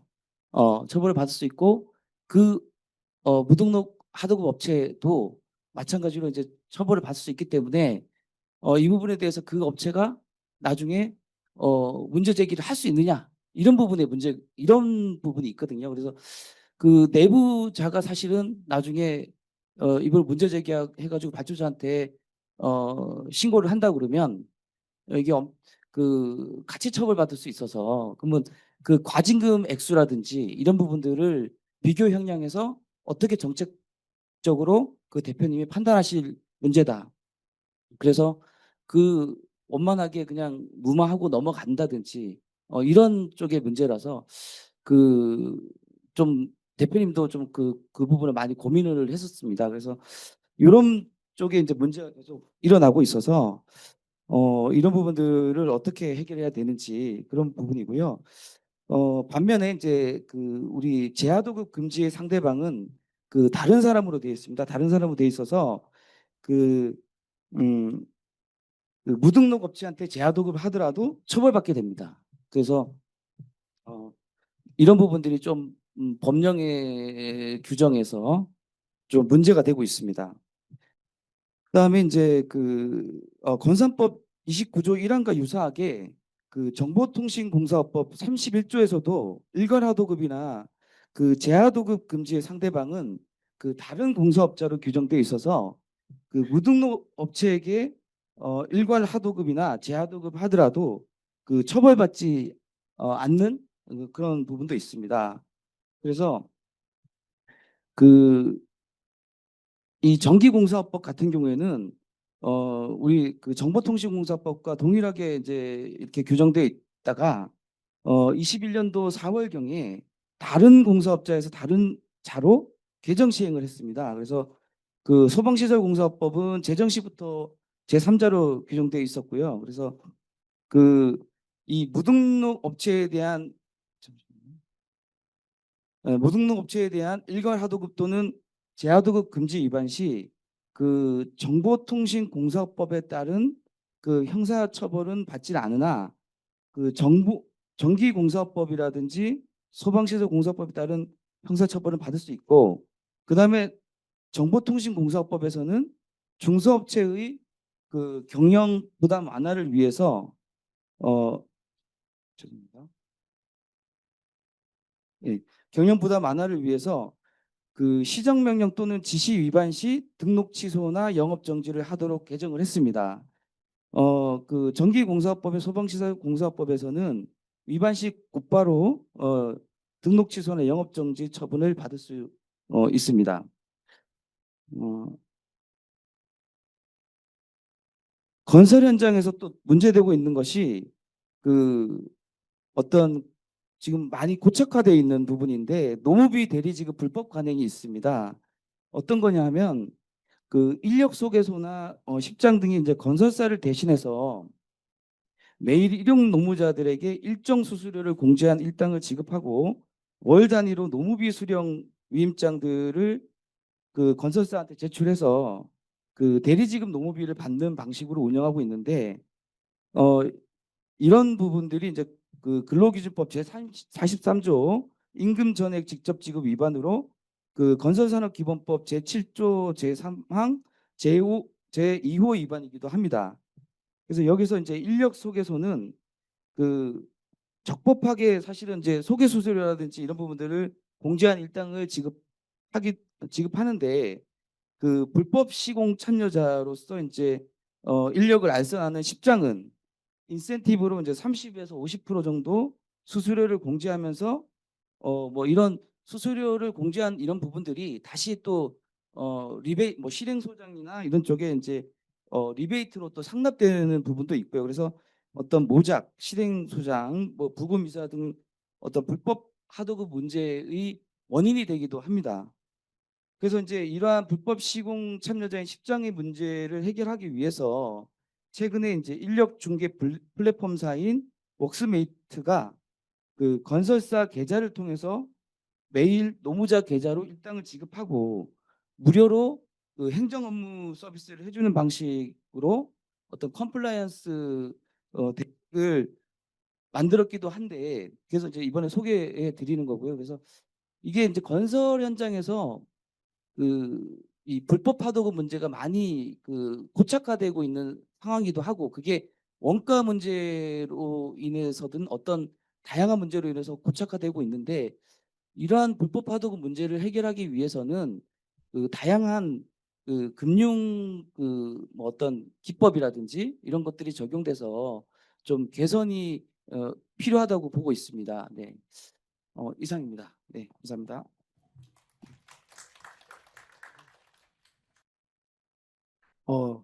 그러면 다음 그 토론자로 넘어가도록 하겠습니다. 주식회사 상군의 김태환 대표님, 예, 토론해 주십시오. 네, 안녕하세요. 건설 빅데이터 플랫폼 산업의 역군 서비스를 운영하고 있는 상군의 김태환 대표라고 합니다. 저희는 이제 건설에서의 좀 다양한 이제 이해관계자들이 필요로 하는 많은 데이터들을 저희가 실시간 수집 분석해서 플랫폼 형태로 이제 제공하는 그런 산업의 역군이라는 서비스를 현재 운영을 하고 있습니다. 현재는 지금 가장 국내에서 활성화된 데이터 플랫폼인데, 저희가 이제 지난 공동 세미나도 마찬가지고 이번에 이제 지난번에서는 이제 공동 수급사에 대한 부도 부실, 그리고 이번에 이제 불법 하도급도 같은 맥락인 게, 결국 이런 이제 건설업에서의 전반적인 이런 문화들을 저희는 이제 데이터 기반으로 어느 정도 해결할 수 있는 부분들이 있겠다라고 해서 이제 플랫폼 서비스를 운영을 하고 있고요. 이전에 많은 또 변호사님들과 실장님께서도 이제 실무적인 부분들, 그리고 불법 하도급에 대한 어떤 전반적인 정의와 이런 판례에 대한 부분들도 자세하게 말씀을 주셨기 때문에, 저는 이번 자리에서는 간단한 저희 그 사업에 대한 소개와, 그리고 저희 실제 플랫폼으로서 이런 불법 하도급에 대한 관리, 부도 부실에 대한 관리 뿐만 아니라 이제 불법 하도급에 대한 전반적인 관리를 좀 어떻게 진행을 할 수 있을지에 대한 부분들 간단하게 좀 시연 영상으로 좀 소개를 드리도록 하겠습니다. 네, 저희는 이제 플랫폼 형태로 서비스를 제공을 드리고 있는 건 국내 모든 건설사, 그러니까 종합건설사, 전문건설사, 그리고 국내 모든 이제 정보통신 면허 가지고 있고 소방설비, 그리고 이제 전기 면허를 가지고 있는, 그리고 국내 모든 건축 설계사를 포함해서 단위 건설 현장에서의 모든 이해관계자들에 대한 이제 데이터들을 저희 실시간으로 제공드리고 있습니다. 이런 데이터라고 하면 각 기업들이 어떤 인력 현황인지, 그리고 재무 사항들은 어떤지, 실제 온고잉 진행하고 있는 건설 현장이나, 그리고 단위 전문 공사들은 어떤지, 그리고 이런 면허나 이런 현황들이 어떤지에 대한 전반적인 데이터를 실시간으로 이제 확인을 하실 수가 있고요. 이런 기업들뿐만 아니라 저희는 이제 국내 모든 공사 정보들이나 건설 현장에 대한 데이터들도 제공드리고 있습니다. 일단 시연에서 공사에 대한 부분들을 좀 더 자세하게 말씀드릴 건데, 국내에 한 1,000만 건이 넘는 단위 공사들을 모두 다 실시간으로 제공드리고 있고요. 이 공사들을 실제 누가 공사를 하고 있는지에 대한 데이터들을 확인을 하실 수가 있습니다. 그래서 현재는 저희 서비스는 이제 다양하게 이용을 많이 하고 계시는데요. 지금 현재는 100대 건설사 한 97곳을 포함해서 다양한 이제 전문 공사업체들, 자재사, 뭐 금융, 법무법인들, 다양한 이해관계자들 포함해서 한 9,600개사의 현직자분들이 서비스를 이용을 하고 있고, 현재는 이제 대형 건설사에서도 많은 이제 팀에서도 서비스를 좀 활용을 하고 있습니다. 저희가 이제 풀고자 스타트업으로서 풀고자 하는 가장 큰 건설업에서의 문제점은 이제 이런 정보 비대칭이라고 보고 있고요. 이런 정보 비대칭을 이제 데이터 플랫폼 형태로 서비스를 이제 제공을 하고 있는 그런 곳입니다. 간단하게 이제 저희 서비스에 대한 이제 시연 영상을 좀 소개를 드릴 텐데요. 저희 이제 플랫폼 서비스는 이제 네이버나 이제 구글로 상군이나 산업외국군으로 검색하시면 누구나 이제 확인이 가능하시고요. 그리고 현재 무료로도 다 이용이 가능하게끔 서비스를 제공드리고 있습니다. 그래서 본인 인증만 하시면 이제 수분 내로 승인이 떨어지고 바로 서비스가 이제 이용을 하실 수 있게끔 저희가 제공을 드리고 있는데, 제가 아까 말씀드렸던 이러한 건설의 기업이나 공사 이외에도 뉴스라든지 뭐 수주 실적이라든지 평판 조회라든지 다양한 건설에서의 데이터들을 플랫폼 형태로 제공드리고 있습니다. 그래서 지금 이제 기업 데이터로 보시면 국내 이제 각 건설사 그리고 국내 모든 전문 건설사들이나 자재사들 포함해서 한 2,600개사의 26만 개사 이제 데이터들을 제공드리고 있는데, 이런 전문 건설사들이나 이제 소방 설비 통신 면허별로도 검색들이 가능하고요.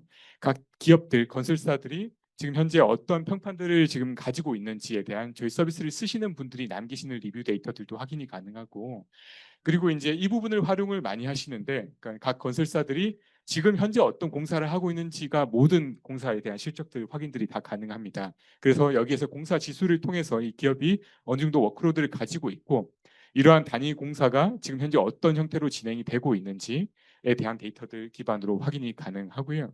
특히 이제 이런 공사 이외에도 실제 진행하고 있는 이제 수주 기반으로서의 이제 단위 현장에 대한 데이터들도 확인이 가능한데, 그러면 이제 단위 현장들마다 누가 이런 시공 설계 감리를 맡고 있고 건축주는 누구이며 민간 공공 구분 없습니다.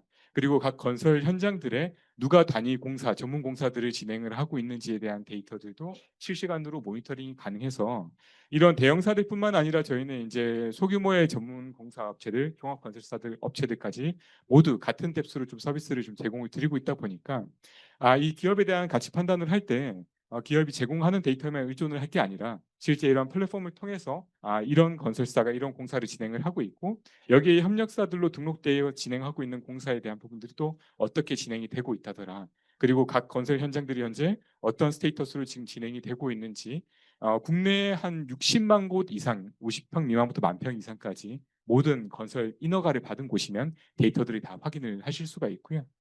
그리고 이런 이제 전문 공사인 현장별로서도 확인들이 다 가능한데, 이런 그 각 건설사들이 이제 재무적으로 지금 어떤 상황인지에 대한 등급과 이제 기본적인 재무 정보들도 확인을 하실 수 있게끔 제공드리고 있고요. 이런 실적이라든지 뭐 벌점 정보나 면허에 대한 구체적인 이제 기업 데이터들도 확인을 하실 수 있게끔 서비스를 좀 제공드리고 있습니다. 그래서 이번에 이제 불법 파도급 관련해 가지고 저희가 이제 제공드릴 수 있는 많은 또 가치들 중에 이제 전문 건설별로 면허별로도 검색들이 다 가능한데, 예를 들면 이제 뭐 비계공 사업 면허를 가지고 있고 각 지역별로도 검색들이 가능합니다. 그래서 경기도 지역에 이런 비계공사 면허를 가지고 있는데 이 기업들이 뭐 대형사들만 있는 게 아니라 100억 미만의 이제 어떤 소규모의 건설사들도 실질적으로 이제 모든 국내 건설사들이 다 검색이 가능하기 때문에, 그러면 이런 건설사들이 지금 현재 어떤 공사를 진행을 하고 있는가, 특히 이런 하도급 업체들에 대한 선정 기준에서의 많은 판단 기준들이 실제 이 공사 업체들이 어떤 공사를 하고 있는지가 굉장히 중요한 요소들인데, 이런 부분들이 일단 지명원에 의존하지 않고 이런 데이터 기반으로 확인을 하실 수 있게끔 현재 서비스를 좀 제공을 좀 드리고 있고요. 이런 기반들이 좀 전반적으로 이제 데이터 기반으로 판단을 하실 수 있게끔에 대한 가치를 좀 드리고 있습니다. 그리고 이제 저희가 많은 또 정보들 중에 이제 공사 데이터를 제공을 드리고 있는데, 이 부분도 특히 이제 불법 파도급에 가장 취약한 부분들이 이제 소방 설비나 이제 전기나 통신 면허들에 대한 부분들일 것 같습니다. 저희는 이제 그런 공사들도 여기서 검색들이 가능하고요. 단위 공사를 이제 어떤 공사들 검색을 하면 1,000만 건에 지금 진행하고 있거나 갓 종료된 모든 공사에 대한 실적들에 대한 부분들을 지역별이든 전국 단위로 모두 활용을 하실 수 있게 있습니다. 이런 정보들이 뭐 CCTV 뭐 일주일짜리 CCTV 설치 공사업까지 다 포함이 됩니다. 그러다 보니 이런 이제 데이터들 기반으로 이제 공사에 대한 실적 확인들을 하실 수 있게끔 제공을 좀 드리고 있고요. 이런 부분들이 어떻게 보면 이제 뭐 불법 파도급에 대한 많은 어떤 리스크 관리들을 협력사들에 대한 리스크 관리거나 아니면 협력사 입장에서 또 발주처에 대한 리스크 관리에 대한 측면으로도 활용이 가능하게끔 서비스를 좀 제공을 드리고 있습니다. 그리고 이제 저희가 최근에 이제 개발한 이제 AI 모듈러 같은 경우도 저희가 이제 단위 현장이나 이제 공사별로 매칭해서 서비스를 제공을 드리고 있다 보니까 다양한 이제 데이터 기반으로서 국내 모든 건설 현장이나 공사 기업들에 대한 데이터들을 확인을 하실 수가 있기 때문에 이런 불법 하도급에 대한 전반적인 대응도 선제적인 대응도 가능하지 않을까라고 저희도 생각을 하고 있고요. 저희가 이제 오늘 세미나에 참석하신 모든 분들 대상으로는 가입하셨거나 가입을 이미 안 하신 분들은 저희가 이제 2주간 가입을 하시면 이제 프로로 서비스를 쓰실 수 있게끔도 제공을 드릴 예정입니다. 그래서 많이 또 이용을 해보시고 전반적으로 데이터 기반으로서의 이제 많은 건설에서의 문화를 좀 바꾸고 있기 때문에 앞으로도 많은 또 기대와 이제 응원 부탁드리겠습니다. 감사합니다.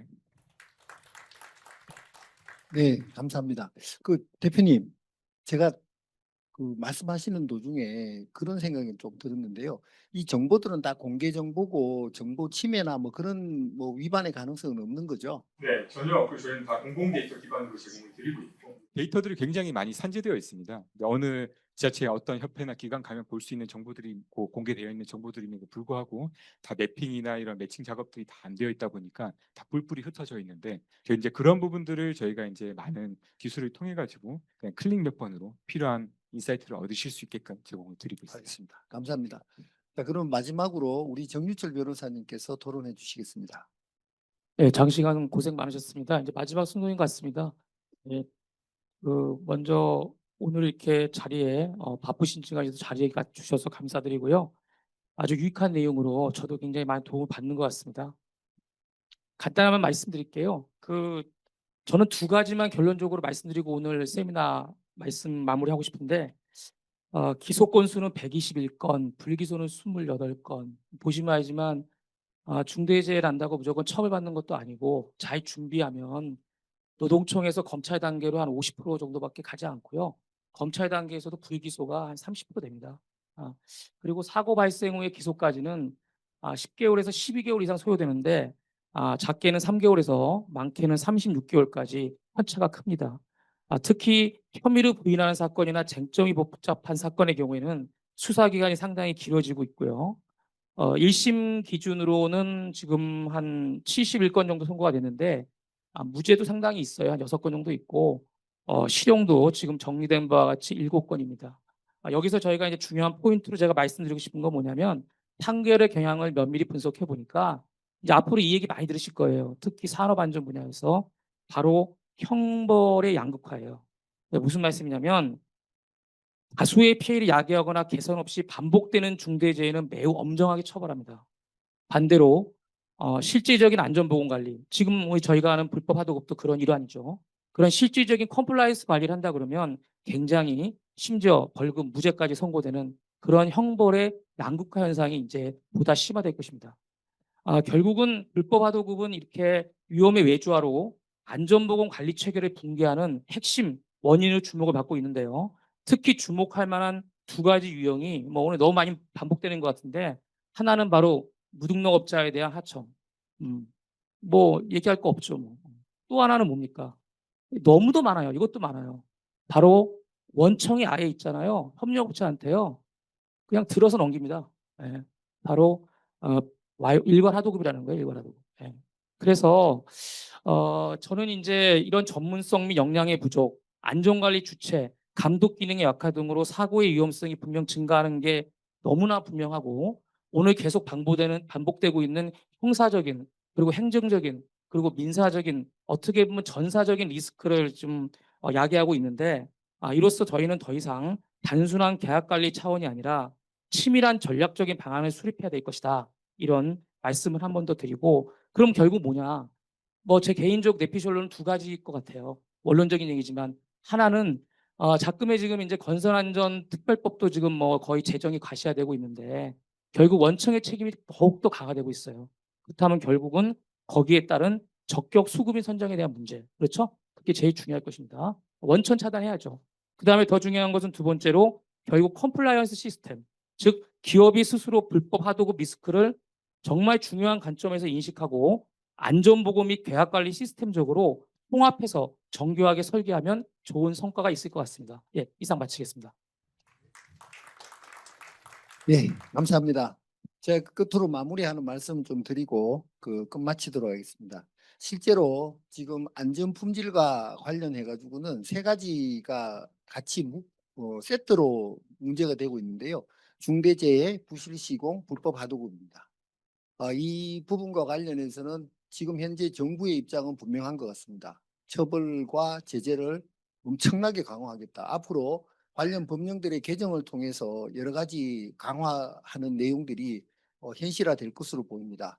그런데 이런 부분과 관련해서 저희가 각 회사별로 노력을 하셔서 컴플라이언스 체계를 구축하고 또 대응을 잘 하시는 부분을 도움을 드리고자 저희 법무부인 율촌에서는 불법 하도급 예방 및 대응 TF를 발족을 해서 저희가 지원을 해드리고 있다는 말씀을 좀 드리고요. 그리고 한 가지 저희가 오늘 빠진 부분에서 저희가 노력해야 될 부분이 하나가 더 있는 것 같은데요. 결국에는 이런 안전과 품질을 보장하기 위해서는 적정 계약 금액과 적정 계약 기간이 보장이 돼야 됩니다. 특히 공공발주와 관련해서 공공발주 기관들이 준비되지 않은 상태에서 작은 예산으로 공사를 발주를 하고는 그와 관련된 비용과 위험을 모두 시공사에게 전가하고 있는 게 대한민국의 현실이거든요. 그런 부분에서 적정 계약 금액과 적정 계약 기간을 보장하기 위한 노력들도 정부 차원에서 일부 하고 있지만 저희가 그런 노력들을 같이 해야 된다라는 거고요. 특히 이런 불법 하도급과 관련해서도 애매한 내용들이 있습니다. 오늘도 그 쉬는 시간에 여러분들이 말씀을 하셨는데요. 그런 애매한 내용들을 사실은 현재의 개별적인 대응으로는 구제가 안 될 수가 있습니다. 그런데 그런 것들을 저희한테 모아주시면 그런 부분들을 반영을 해서 저희가 또 정부 국토부나 기재부나 행안부 쪽에 말씀을 드려서 이런 부분에 대한 기준을 좀 명확하게 하자. 결국에 기준이 불명확하게 되게 되면 약자가 처벌받고 괴롭힘을 받습니다. 그래서 그런 노력들도 저희가 하고자 하니 그런 부분에서도 적극 참여해 주시면 감사하겠습니다. 그리고 오늘 장시간 이렇게 끝까지 이렇게 많이 앉아 있는 경우는 뭐 사실 많지 않거든요. 근데 이렇게 뭐 갈 데가 없으신 건 아니겠지만 하여튼 너무 감사드리고 오늘 저희가 준비했던 내용들이 조금이나마 여러분들 업무에 도움이 되기를 바라면서 저희 오늘 세미나는 마치도록 하겠습니다. 감사합니다.